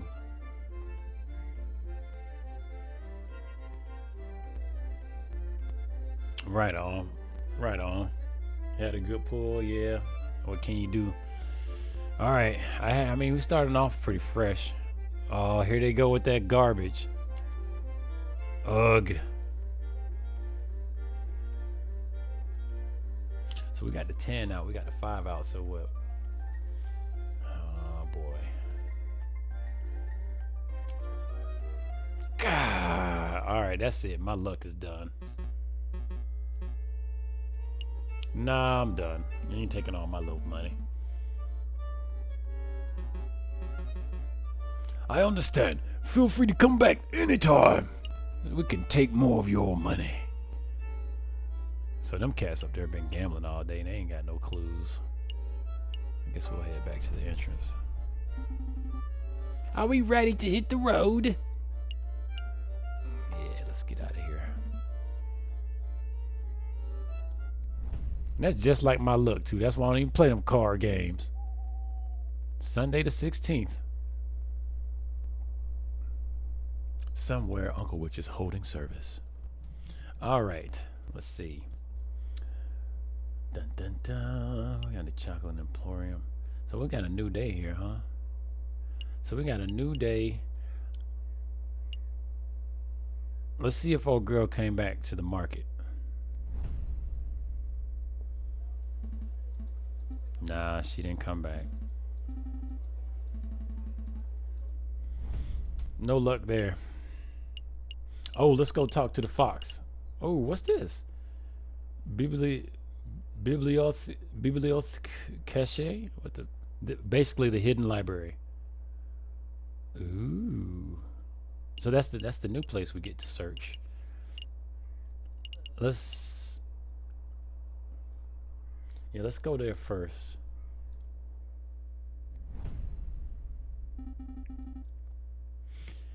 Here for a little light reading, are we? Not quite, Sparrowson. I'm following the hunting beagle's advice. Don't eat posing pork. for other advice that if we want to learn about a member of royalty, we should hit the library. Oh, that makes sense. Say, Falcon, I've been meaning to ask, since we're in a library and all that, are you a classic literature fan or do you prefer more modern works? I'm gonna speak to this as far as the music I like.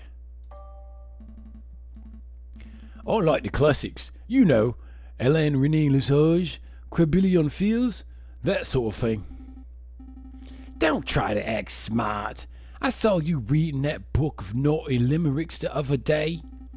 You didn't think I would notice because you put a dull-looking slipcover over it. But I knew, Falcon. I knew. Would you, messieurs, mind lowering your voices? I can hear you squawking from the other side of the building. Oh, my apologies, monsieur. We'll keep it down. Wait, you're a librarian, aren't you? An astute observation. Yes, monsieur. As the only quiet person in the library, I am most assuredly the librarian. Well, now that we have your attention, my friend wants to ask you something. I do? Oh, right, I do, yeah.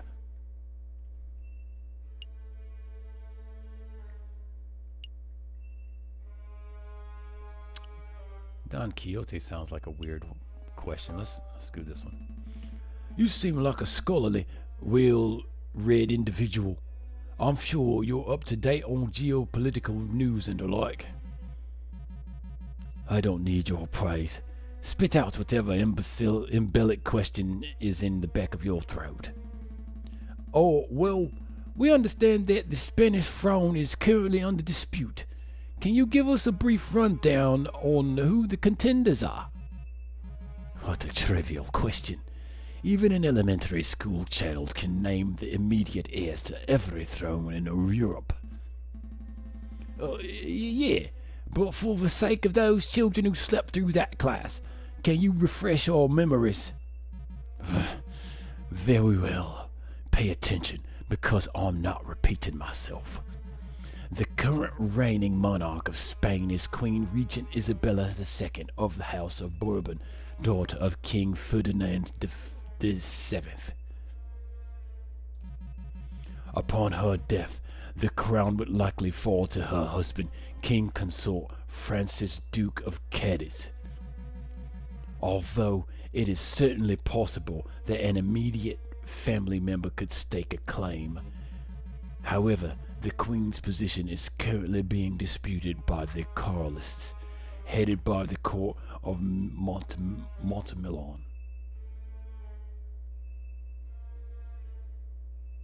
Montemillon. There. I hope that answers your question. Do you catch all of that, Sparrowson? Not a word. Monsieur, we're actually interested in Prince Juan Quidiero of Spain. I don't think I heard that name in your explanation. A Prince Juan Querido. Is that what you said? Monsieur, I think you've been misinformed. There is no current Prince of Spain, and I'm not even sure Querido is a real name.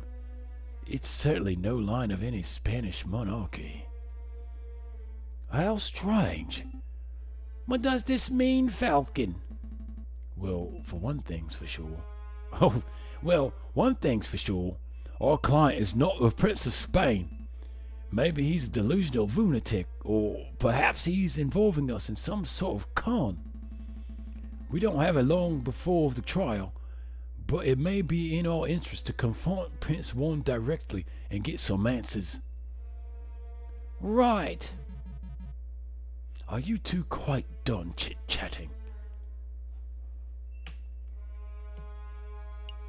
Guess we'll go with this since it's here. I borrowed this book from a friend. What can you tell us about it? Don Quixote of La Mancha. It's a classic. Everybody has read it. Yeah, everybody. But for those who haven't. Excuse me. I'm not going to sit here and summarize a great work of literature for the two imbeciles who are too lazy to read. Nor would I expect you to, Monsieur. But what can you tell us about the physical book itself? This particular book didn't come from any library. If that's what you're asking, see, there's no library stamp or card. I assume it was acquired from a bookshop, a French bookshop. If the French translation and publishing information wasn't a giveaway. I see. Thank you. Did you have any other questions, or can I get back to work? Don't worry, Monsieur. I think we are done here. Then I bid you good day.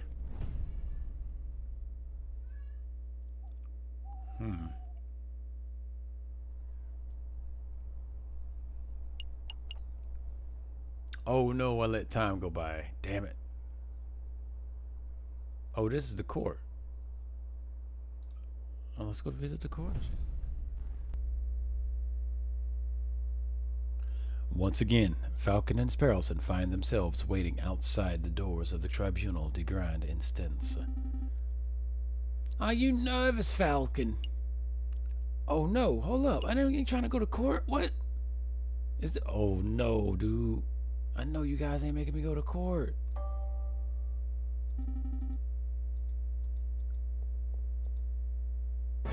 Oh my goodness, no. I don't want to go to...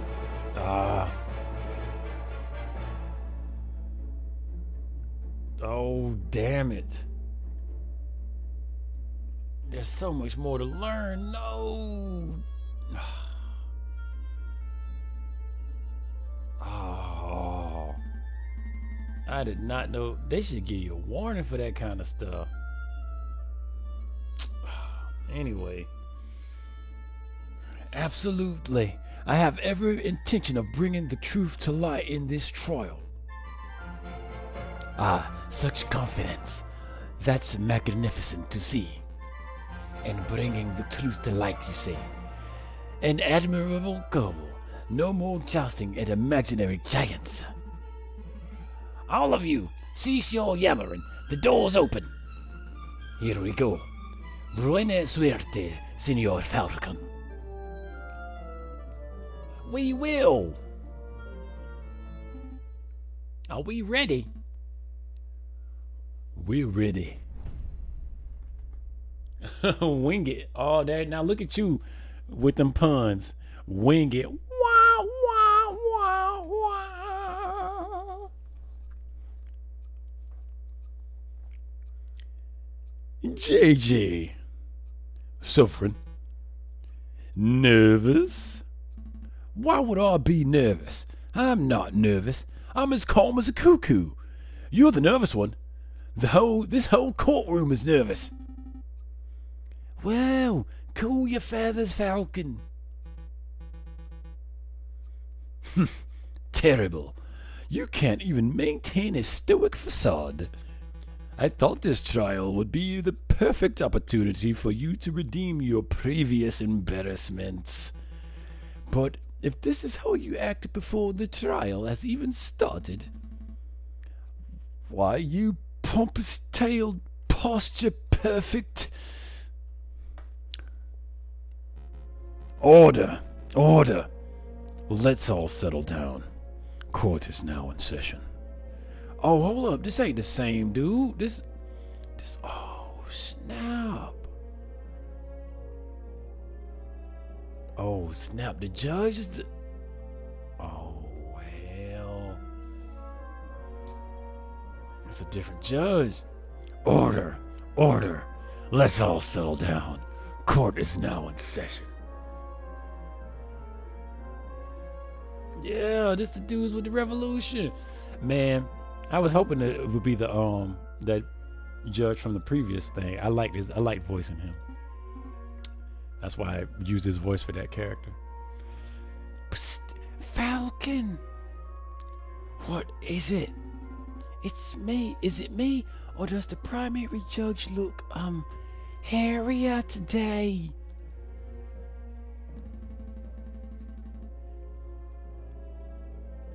That's a different judge to the one who resided over Dom Cardilliana's trial, you doofus. Oh, still, it's a little strange, isn't it? It's a little. It's a will, I suppose. Excuse me, Your Honor.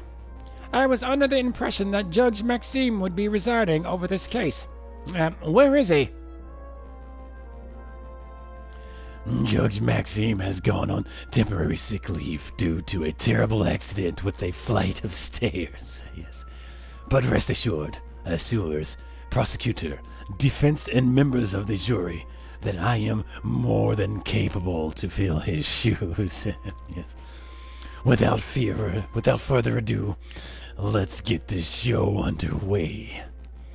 This is the trial of Prince Juan I just tearing his name up. Cuerdo, who stands accused of murdering Major Howell and of conspiring to murder the king himself. Roll call. The defense is present and ready, Your Honor. The prosecution is ready, Your Honor. Good. Very good. I expect this to be a nice, speedy trial. I don't want to see this dragged out by technicalities and bureaucracy. Well said, Your Honor. I expect that once the court sees the overwhelming evidence, this trial will be over in 5 minutes. 5 minutes? He's just messing with your head, Falcon. Keep it together. So, we're all on the same page. Excellent, yes. Prosecutor, please call your first witness to the stand. Very well. I call the police officer who investigated the crime scene. I call upon Inspector Just Voletti. Step up to the stand, Inspector, and recite the oath. I swear to speak without hatred and without fear, to tell the whole truth and nothing but the truth.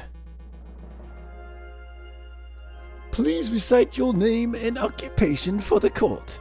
My name is Inspector Just Volerti, and I am a servant to the law, a scourge of gutter rats. That will do, Inspector. We've all heard your monologue before. Whoa, Cocorico really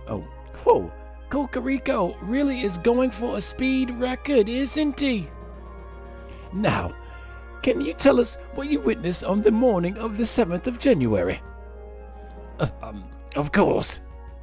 At 10 o'clock in the morning, I was called to Lavu's Grand Gallier by one of the King's Royal Guards. Did he just say o'clock? There, I saw Prince Juan, King Louis Philippe, the corpse of Major Howell with a rose in his hand, and around 24 citizens. The citizens and the king himself all attest to seeing Major Howell taking the rose from Prince Juan's hand, and then promptly dropping dead. And what did the morgue uncover upon examination of the corpse? The coroner determined with absolute certainty that Major Howell died of poisoning. Aside from a prick upon the finger, there was no sign of its external harm to Major Howell's body. Therefore, the poisoned rose must have been the cause of death. Putting the pieces together, that does seem very implicative of the prince. I have no further questions. Dom, I was hoping that the coroner's report would determine that the guy died from a freak heart attack or something. Aye, aye. That would make for a particularly speedy trial, wouldn't it? But no, we aren't so lucky.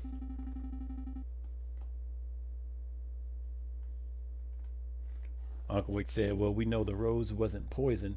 Reason being, poison doesn't act. Yeah, does it? Yeah, yep. Or he was poisoned a long time before. He probably died. He may have died from natural causes of eating that sow. But how would we know what he ate? Damn. Something else must be amiss in the old bird's testimony. Right, I'll tear it apart.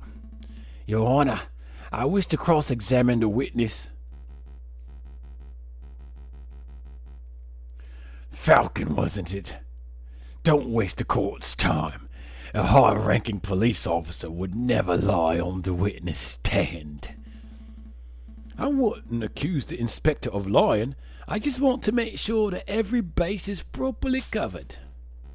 Ugh, this sounds like pointless nitpicking to me, but I'll allow it for now.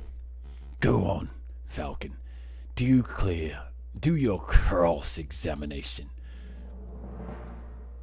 I'll crack my fingers. At 10 o'clock in the morning, I was called to the Louvre. And there's Prince, the corpse of Major Howell, with a rose in hand, and 24 citizens. Well, I guess if he died there, he couldn't possibly eat the boar. I'm sorry, what was he attacked? Or maybe he got attacked by it. I would love to know more about Major Howell's body. Our coroner determined that Major Howell died of poisoning. Like, how would he have gotten cross-contaminated? Yeah, he got it from somewhere. Like, how would he have gotten it? Unless he bought flowers.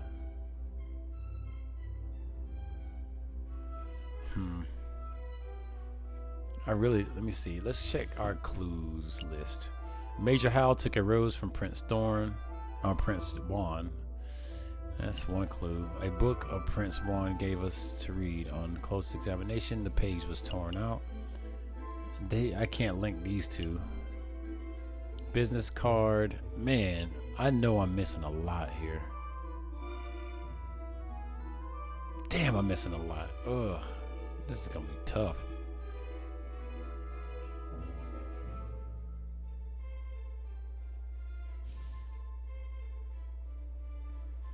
Let's ask about the poisoning, I guess. Inspector, you said that the coroner determined that with certainty that Major Howell was killed by poison. Correct. He stated the signs and symptoms were textbook. There is no possibility that his death was natural.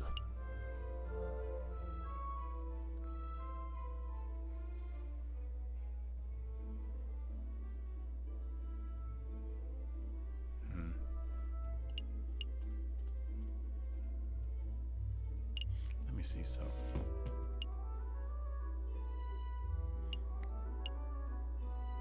Damn, we don't even have a clue for the poisoning. Damn.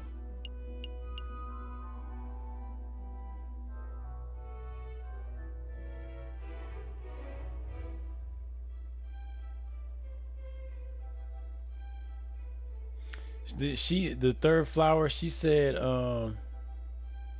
shit. Cripes. I want to say nettles, but I know that wasn't it. I can't remember. Damn. Let's see. What kind of, I guess, what kind of poison was it? Did the coroner mention specifically what kind of poison it was? He was not certain. At first, the coroner posited that it was a plant-borne poison, like that of the aconite flower. But when he learned how fast the poison had taken effect, he noted that this was atypical of aconite. Consequently, He suggested that it may have been some newly engineered concoction. A newly engineered poison, you say? Well, that only reaffirms that this was a very deliberate assassination attempt. Indeed.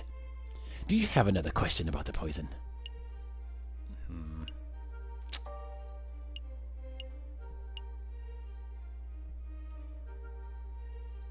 Damn it. How exactly was Major Howell poisoned? What was the delivery mechanism? His finger was pricked by the poisoned rose. He even commented out loud about it seconds before dying. All 22 citizens who witnessed the murder attested to seeing and hearing this. Is there any possibility that he was poisoned by something else? What an absurd thing to ask, JJ. You just heard that 22 people saw the victim prick his finger and die. What are you suggesting? That the pricked finger had no relation to the poisoning? Oh, I don't have the clue to support this.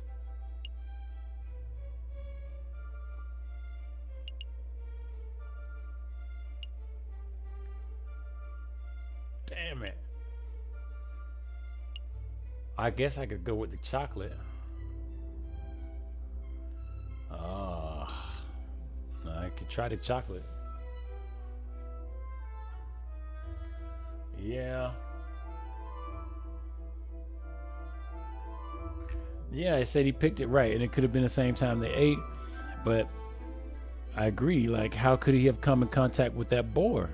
I mean, he didn't eat the boar. I mean, not that quick. Like, if it worked like that, but I mean, it's possible that the chocolate was poisoned, but like I feel like I didn't get enough clues. So I'm gonna try this. We're gonna try to work with the chocolate. That's exactly what I'm saying. I don't doubt the Major Howell was poisoned, but I do doubt that the rose was the cause. Unbelievable! Only a total buffoon could fail to draw the blatant link here.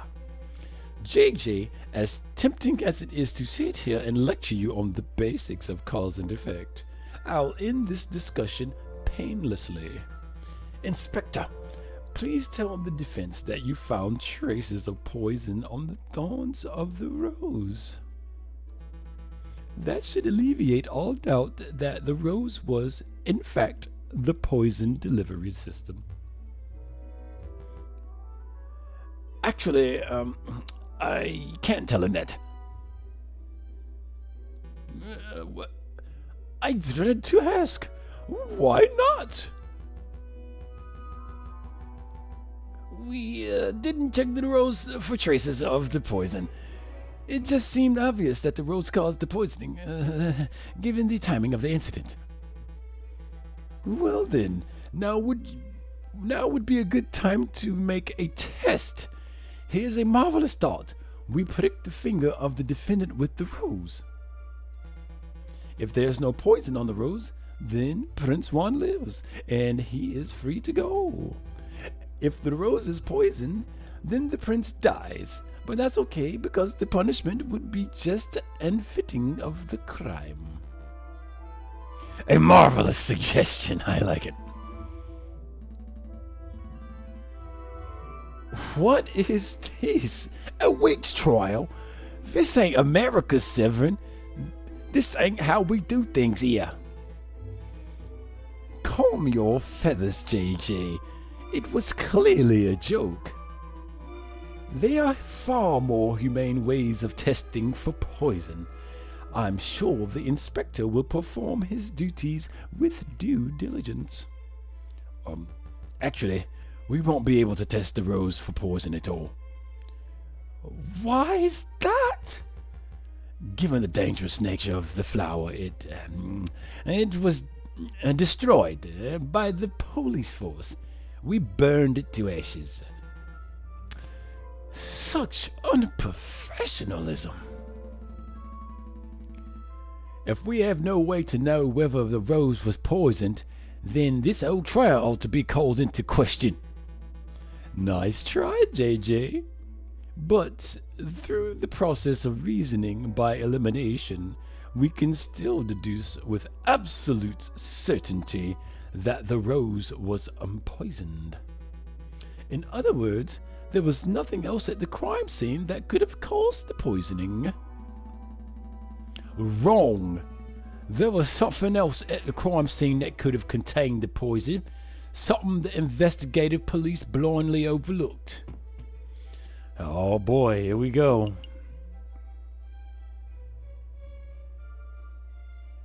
Oh, I appreciate that.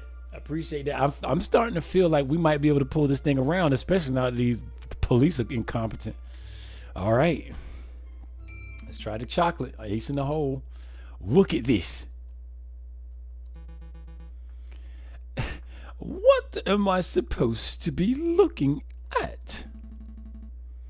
It is the paper wrapper to a piece of chocolate. It was found in the Lou the Cellar de Tiebre, to be precise, and we can date its consumption to the day of the incident.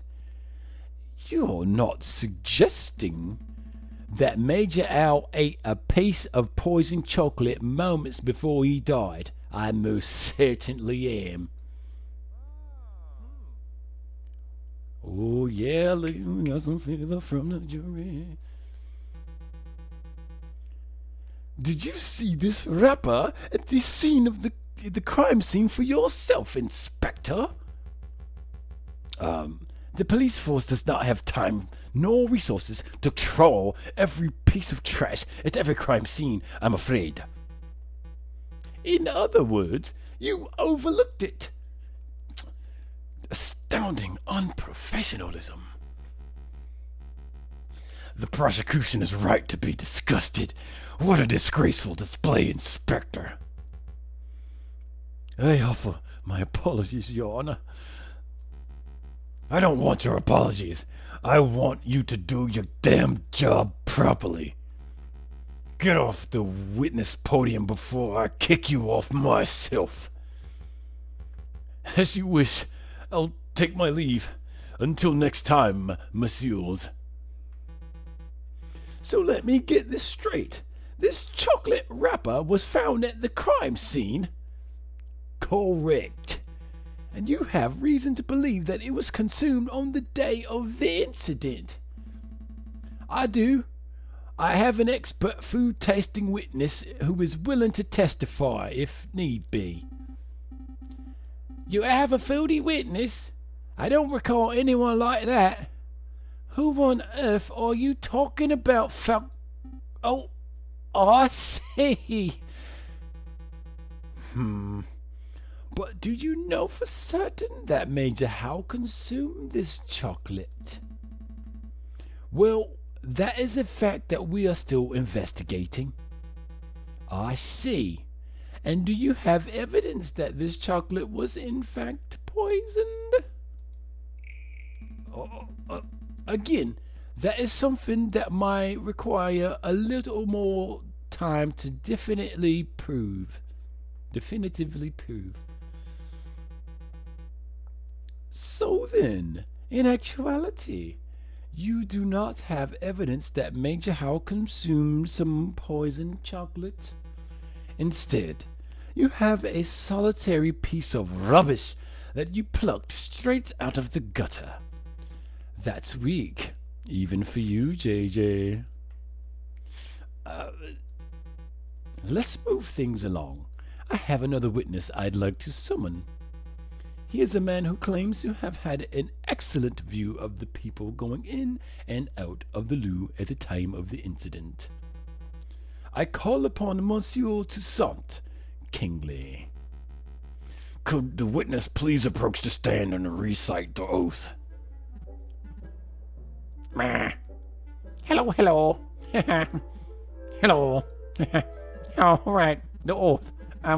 I swear to speak without hatred and fear, to tell the whole truth and nothing but the truth, yes. Please state your full name and occupation for the court record. My name is Toussaint Kingsley, and I am a person, who fishes, because, kingfish, yes. a person who fishes. So you are a fisherman? Oh, oh, yes. Is that how it is? I thought the French justice system was better than this.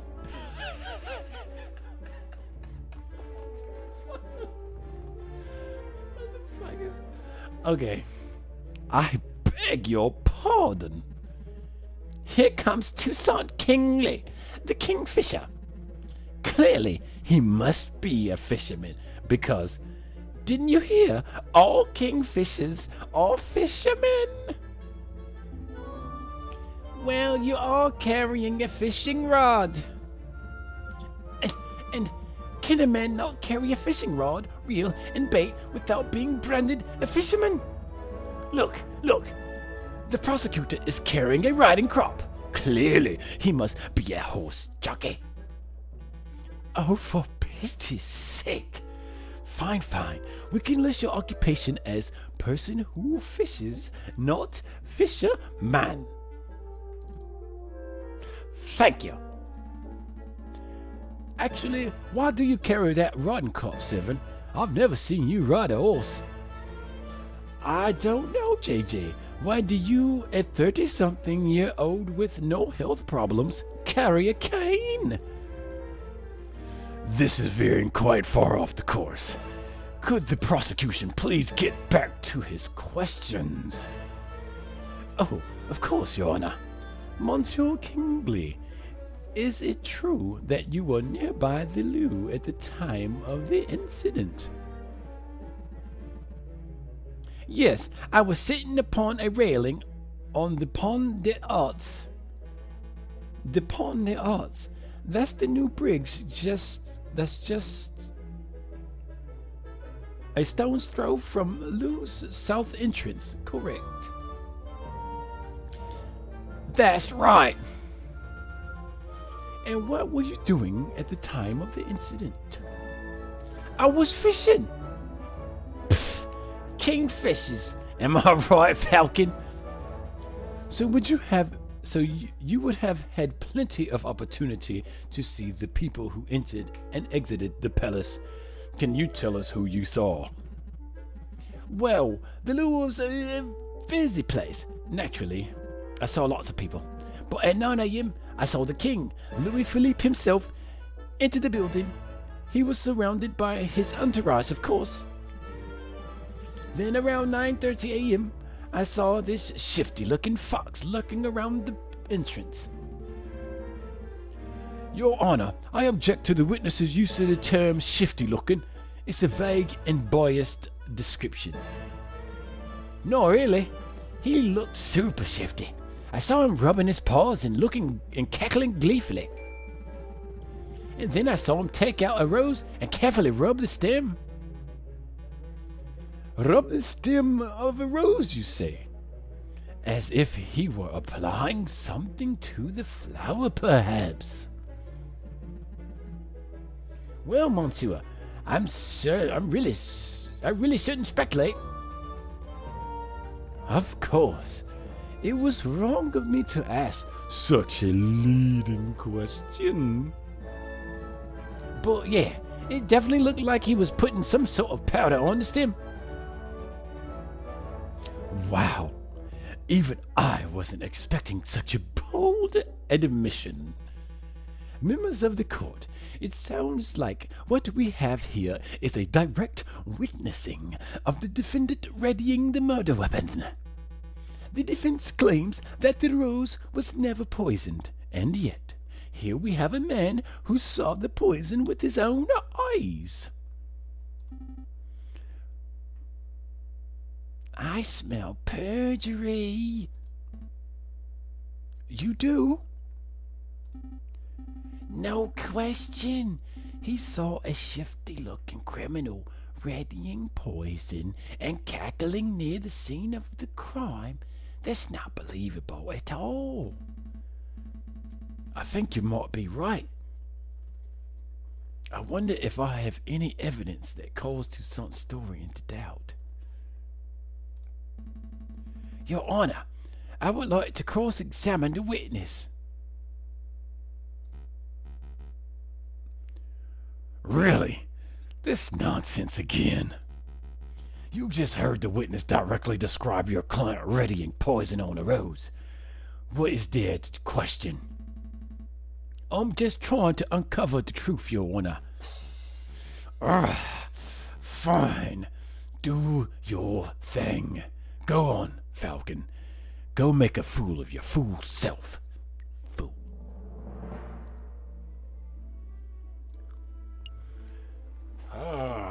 All right. La la la la la. Let's take a look. I think I have it. So here's the deal. If he did this, if he was rubbing it up and down like a damn Shy song, wouldn't that stuff be on the book that he gave us? So we have a couple of things here, all right, in question. We have the book that we could pose as evidence, right? And then we have a page from the scene. So maybe not the book, but the page from the scene. Now that would be credible. I like it. Let's go.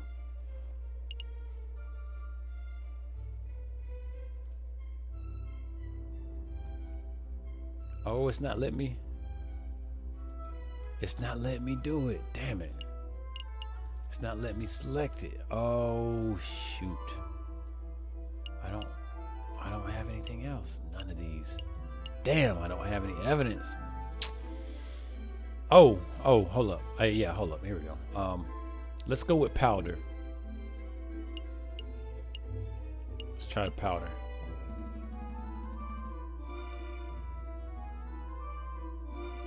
Yes. Yep.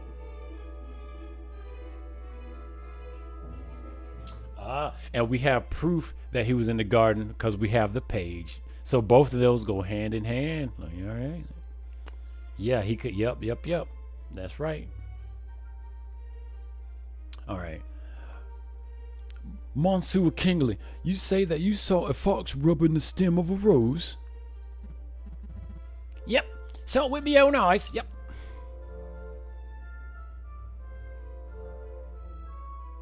Oh, they throwing me off here.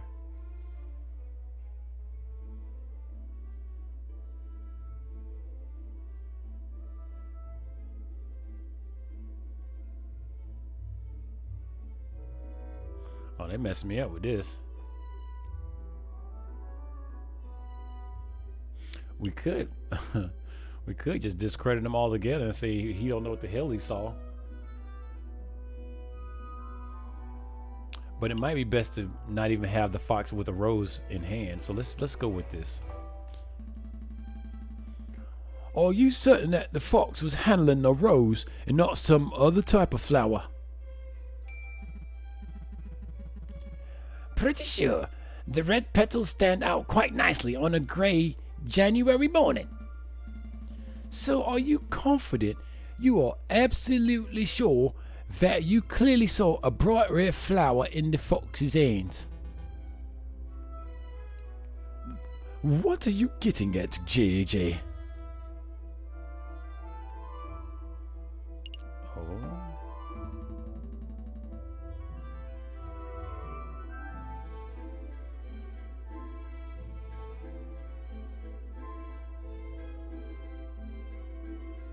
Uh-oh, it's too late. I done messed up. Let's see.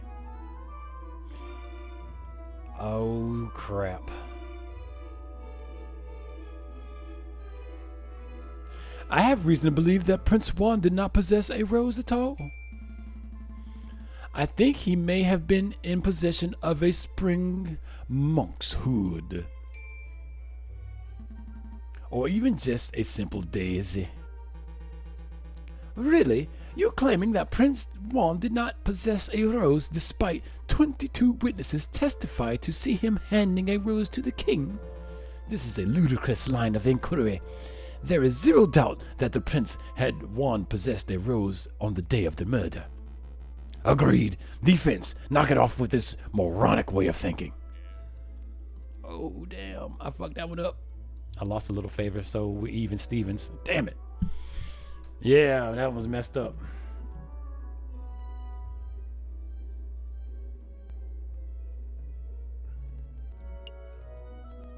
Yeah.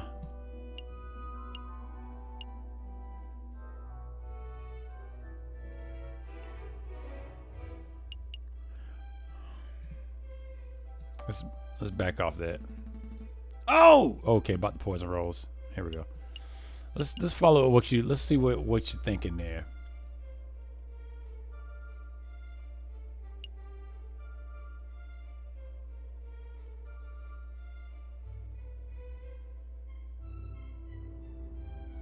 Oh crap.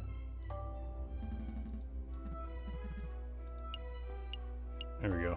I'm glad they didn't penalize me for that. How far were you away from the south entrance? 20 meters, perhaps 30? I'm somewhat doubtful that you can make out powder being applied to anything at those sort of distances. Monsieur, I don't claim to have seen the powder itself. I said that it looked like he was applying powder to the flower stem. It could have been wax or liquid or whatever, but the guy was definitely putting something on the flower. I see. Well, that's nice and vague. Nah. Uh-huh. Shifty looking fox.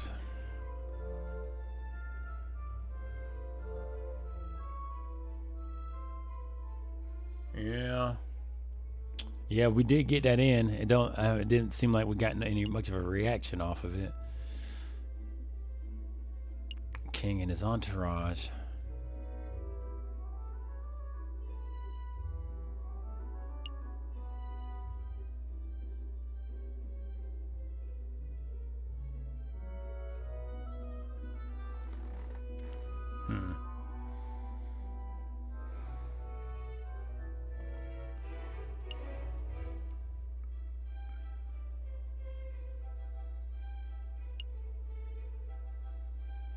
Maybe we could scare something up from him and his entourage.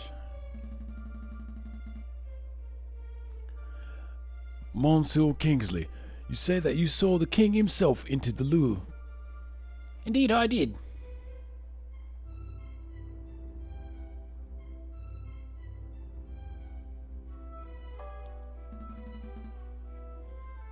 Who did you see in the king's entourage? Well, there was the king himself, obviously. And there were quite a few guards, maybe 4 or 5, including a big dog who I hear is the guy who died, Major Howell. I think that was all. I see. Let's see what else we got.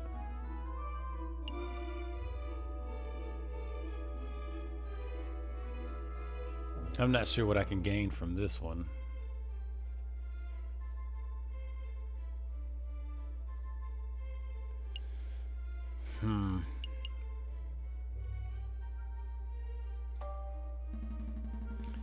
It is to my understanding that the king does most of his work in the Palais Royal, which lies to the north of the Louvre. So it's a little strange that you saw the king enter from a southern entrance, is it not? I know what I saw, Monsieur. JJ, there's little reason to doubt that the king entered the Louvre from the south. Are you really calling this basic fact into question?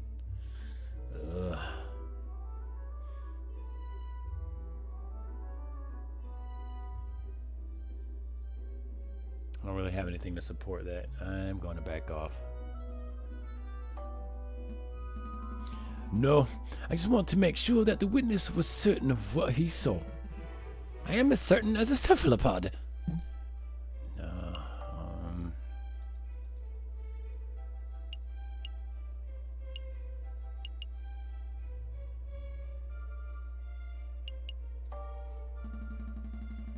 Monsieur Kingsley, you say that you were sitting upon the railings of the Pont des Arts on the morning of the incident. Yep.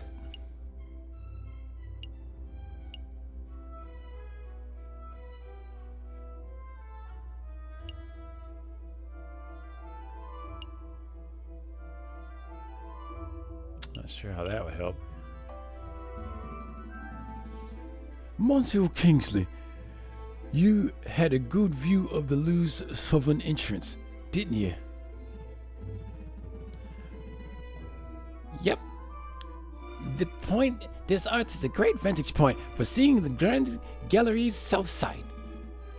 What about the other entrances? The other entrances? You mean, like, if you were entering from Tuileries Gardens or Place de Carrousel?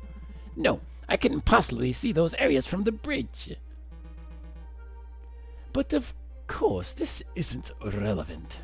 Monsieur Kingsley witnessed Prince Juan entering from the southern entrance with flower in hand, and that's what counts.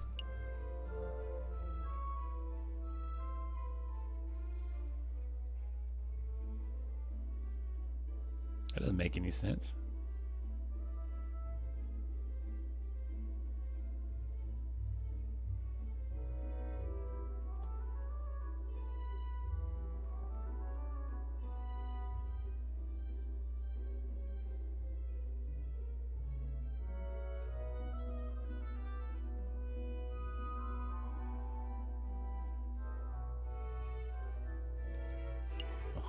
Oh. What if Prince Juan didn't enter from the southern entrance? What if he approached the Louvre from... If I recall, I feel like he came from the north. Oh no, from the gardens to the west, because he was in there. That's where he read the book, right? I'm gonna have to ask for a lifeline. The gardens, yeah, he was in the gardens to the Yeah. Man. Tuileries Gardens to the west. That's a big what if.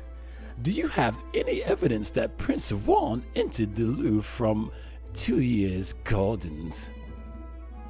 As a matter of fact, yes, I do. I have definitive proof that Prince Juan approached from the west, not from the south.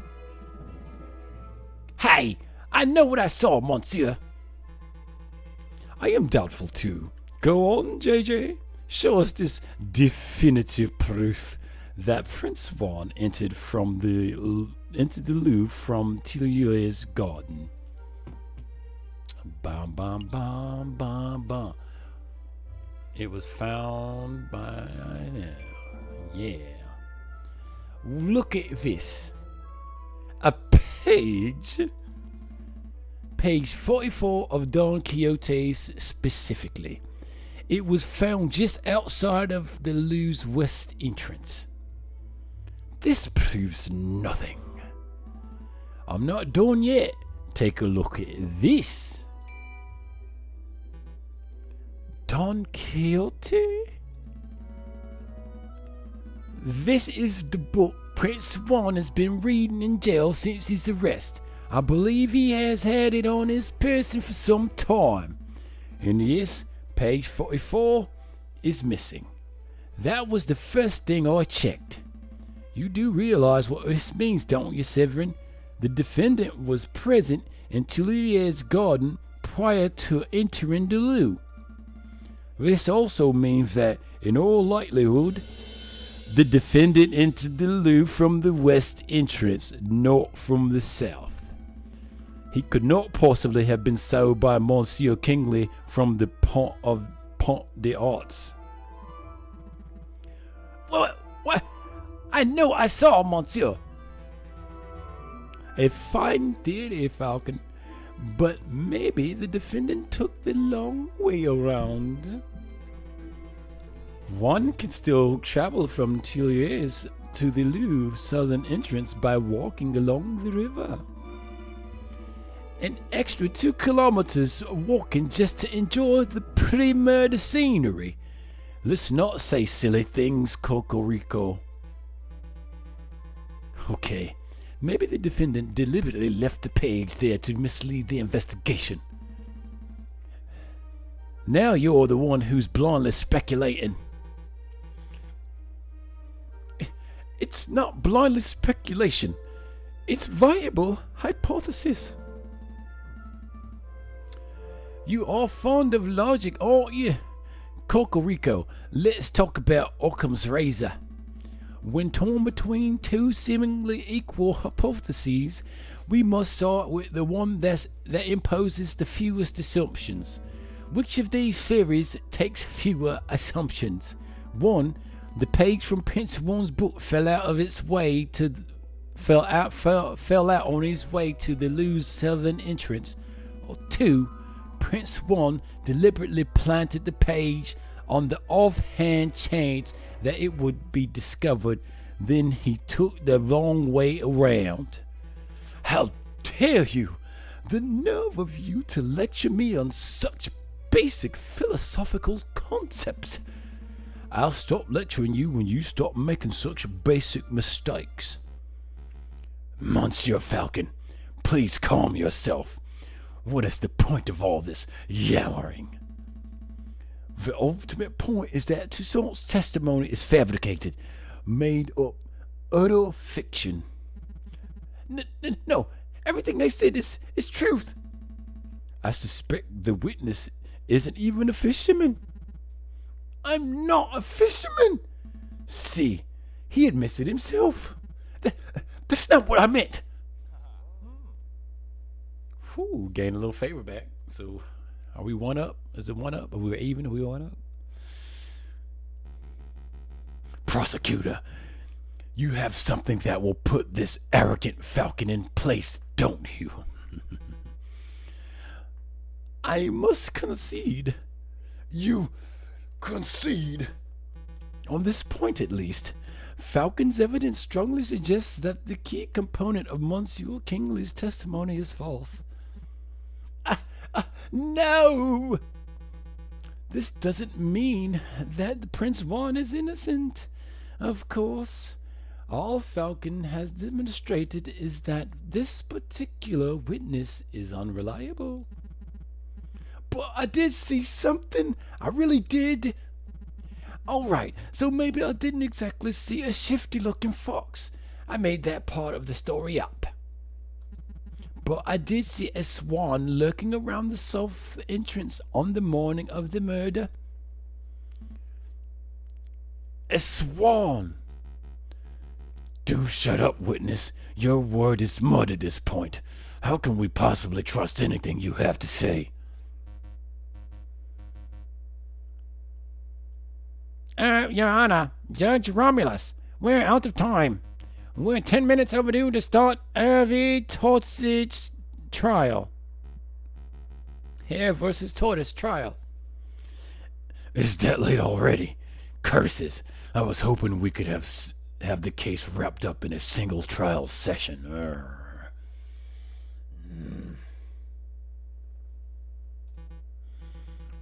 It's a shame, but ultimately, an accurate sentencing is always preferable to a speedy sentencing.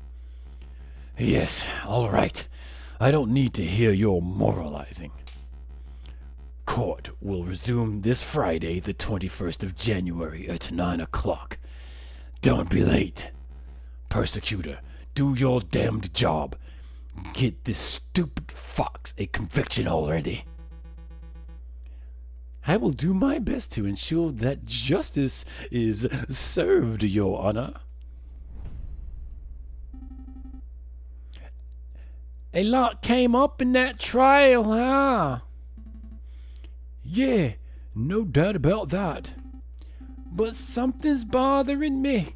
Why would the fisherman guy, Monsieur Kingsley, lie on the witness stand?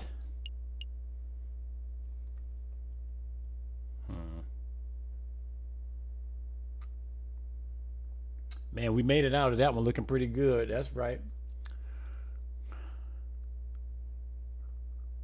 What are your thoughts, Uncle Witch? Think he was coerced? I don't know. It seems almost like he likes attention with the way he was all defensive. Kind of split a little bit.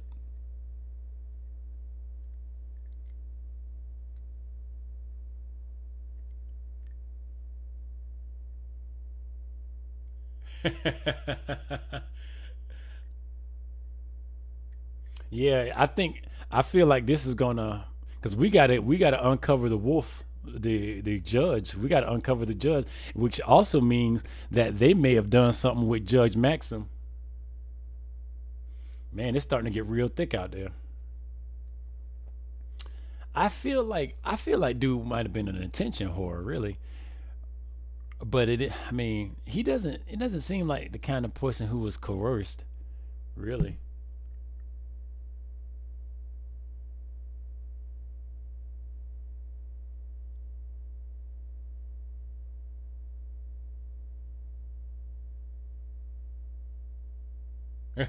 What did they say he had an accident falling down the stairs? I mean, damn it, I forgot all about that. My problem is when I'm reading, I don't really be processing, to be honest. I really feel like this dude likes attention.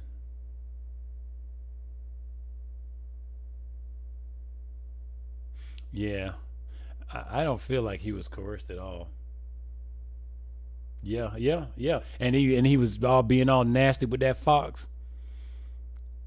And since they had the fox already, he just, I don't know, maybe he don't like foxes, or maybe he don't like the Spanish.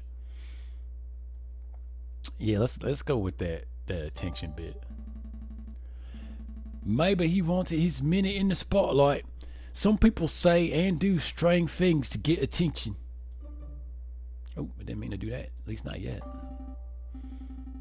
Oh, you think that was it? I assumed something more heinous was going on. Let's keep an open mind. Anything is possible at this stage. But to be perfectly honest, something else is bothering me about the trial. It's that judge, man. It's that judge. I mean, Mademoiselle Singe, yeah, we already know something's up with her. But that judge, man, he want a quick trial. He almost seemed disappointed. I want to go with the judge. Well, and see, I mean, it's kind of cheating because we already know the judge in cahoots with whatever that other I feel like that was wolves. You said it looked like rats. They might have been rats. I felt they looked like some beat up wolves. That judge just got me tripping. But we already know something is up with Mademoiselle. And she wasn't a part of the trial. So I'm gonna go with judge.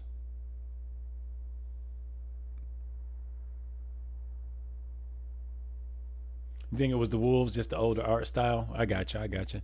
And that scene was really quick. By the time they showed you what it looked like, they pulled the scene away. Hell, I had barely enough time to read the text. I didn't click that. They pulled that away. All right, let's go to the judge. Judge Romulus, he's acting without a shred of professionalism. He's obviously more interested in securing a guilty verdict than he is in discovering the truth. But why? Maybe he has a vendetta against Spanish royalty. Okay, the original judge fell down the stairs. Okay. That's a note I missed. Uh-huh. And I know you guys are like, well, he read it. How the hell he missed it? Well, reading it and trying to keep up with the voices and processing the data is a little tough for me. So I definitely have to apologize on that by failing the game. But so far, I think we did well. I think we did well on that one.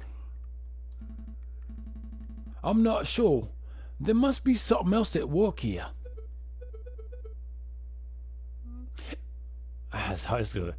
Excuse me, Monsieur Falcon. Sorry to bother you, but this letter just arrived. I think it's for you. A letter for me? I wonder why it wasn't sent to my office. Have you been demoted to courier status, Rupert? Oh, hush, Sparrowson. I don't need to be pitied by a first-year dropout. Oh, good comeback. So what does the letter say, Falcon? It's a threat made with a cut-out newspaper letters. Wow, I didn't know those things actually existed. Let me see. FALCON. Stop your investigation or there will be consequences. Scary.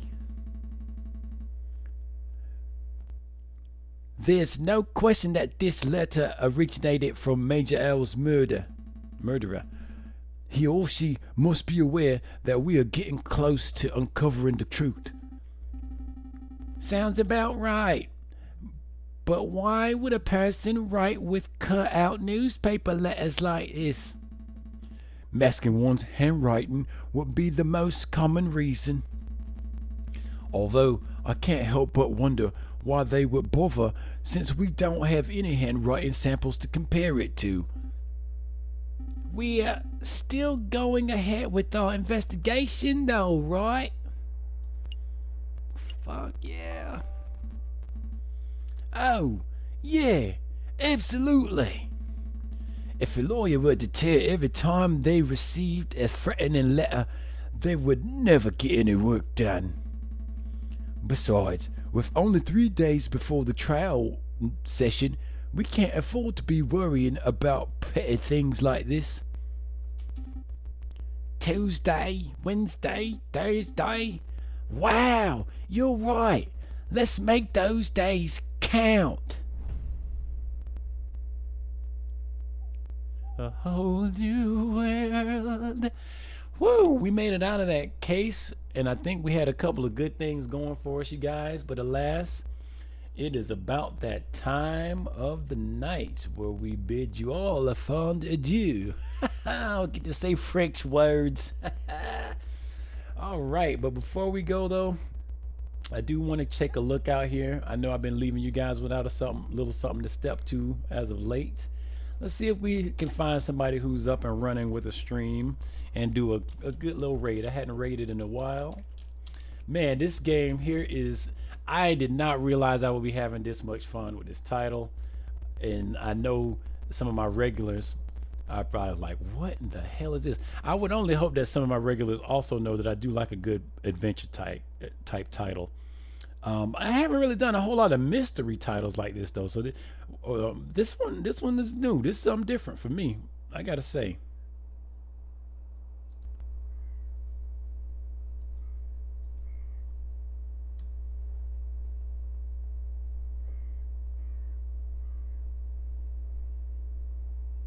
Yeah, this one's up. Yeah, I like it, man. I like it. Like I said, folks who normally come through, maybe like, what the hell's going on? I figured you might like Uncle Witch, because I come to understand you definitely can appreciate a good thinking game like this, and I do like these games, and I'll probably start pulling a few more adventure games into play. But I like this one. It's very straightforward. I like the story. The story definitely caught me off guard. I didn't expect it to be this intriguing.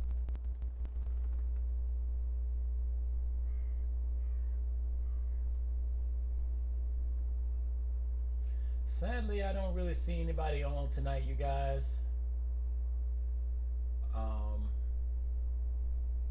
Yeah, I don't really see anybody I can get into any good streams or anything like that, so I'm kind of saddened about that. But we'll be back at this Thursday. Tomorrow's going to be a rest, and I gotta say, it's going to be, I'm going to need this rest, because this game has been really working my oh, well, I guess a little tidbit for you guys. This is a heads up. Where I live currently in Washington State, we are caught in between hell. And I mean hell. And I'm going to tell you how. In Northern California, it is on fire. You may have heard about it. But what you may not have heard is that all of British Columbia is on fire. I mean, literally. I saw like a graphic image of British Columbia. It is literally all of it, just about the entire province, is on fire. Even the little doodad island on the southwestern coast is on fire. What the hell is going on, you guys? I mean, we appear there's something going on. You know, if I was a bit more religious, and I'm spiritual, but if I was a bit more religious, I'd say we might be on some very specified end times with something out here. But as a spiritual person, I can definitely say there is something going on out here, man. Something way bigger. This is just too much. Something going on? Global warming? Well, yeah, a little bit of global warming. I'm sorry, we don't call it global warming no more. We call it climate. Climate change. That's what we call it. Global warming is so 1990s. But yeah, man, I'm literally caught between fire. And the reason I say that is because my throat is really. I was struggling on that last bit, and where I live, it's very smoky. We can smell it burning. So I'm literally inhaling particulates as I go throughout my regular day, and I'm even considering maybe doing like the folks out there in Japan, maybe grabbing myself like a little face mask or something. But yeah, my throat was definitely being taxed. I was looking at the clock like, man, we got to make it through this stream. And we did. I see somebody just joined us. Looked like they joined us and left. I don't know what's up with that, but I do thank them for coming through. Thank you guys for coming through. And I thank goodness for tomorrow. I give my voice a rest. But you know, man, I think I'm gonna play this. I'm gonna ride this game out. I think I'm gonna play this game out. It's got me kind of, into it. Hopefully you guys liked it. For those who've been checking out the stream, Uncle Wix, thank you so much, man. It's always I'm always appreciative of you dropping by. And definitely hope you're able to keep some rest. Oh yeah, you know it. Definitely gonna keep this one on rotation for the week. Now on the weekend, I'm gonna switch it out because I don't like to play the same game during the week that I play on the weekend. I like to switch it up. So we may get back into some of the normal stuff what we've been playing, and we definitely doing that Divinity Original Sin 2 Saturday evening. But yeah, man, you going to bed straight after. Hey, thank you for hanging out with us. Thank you all. Like I said, normally I try to get you guys into a stream, but I really ain't got nobody that I can get you in there with that I can see. So as it goes, until next time, you guys, this is Versus Fighter 9 wishing you a fond adieu, and also saying no matter how it goes, when you get your hands on that controller, not only do you avoid getting thrown out of the courtroom, you also should be gaming it good. So, peace.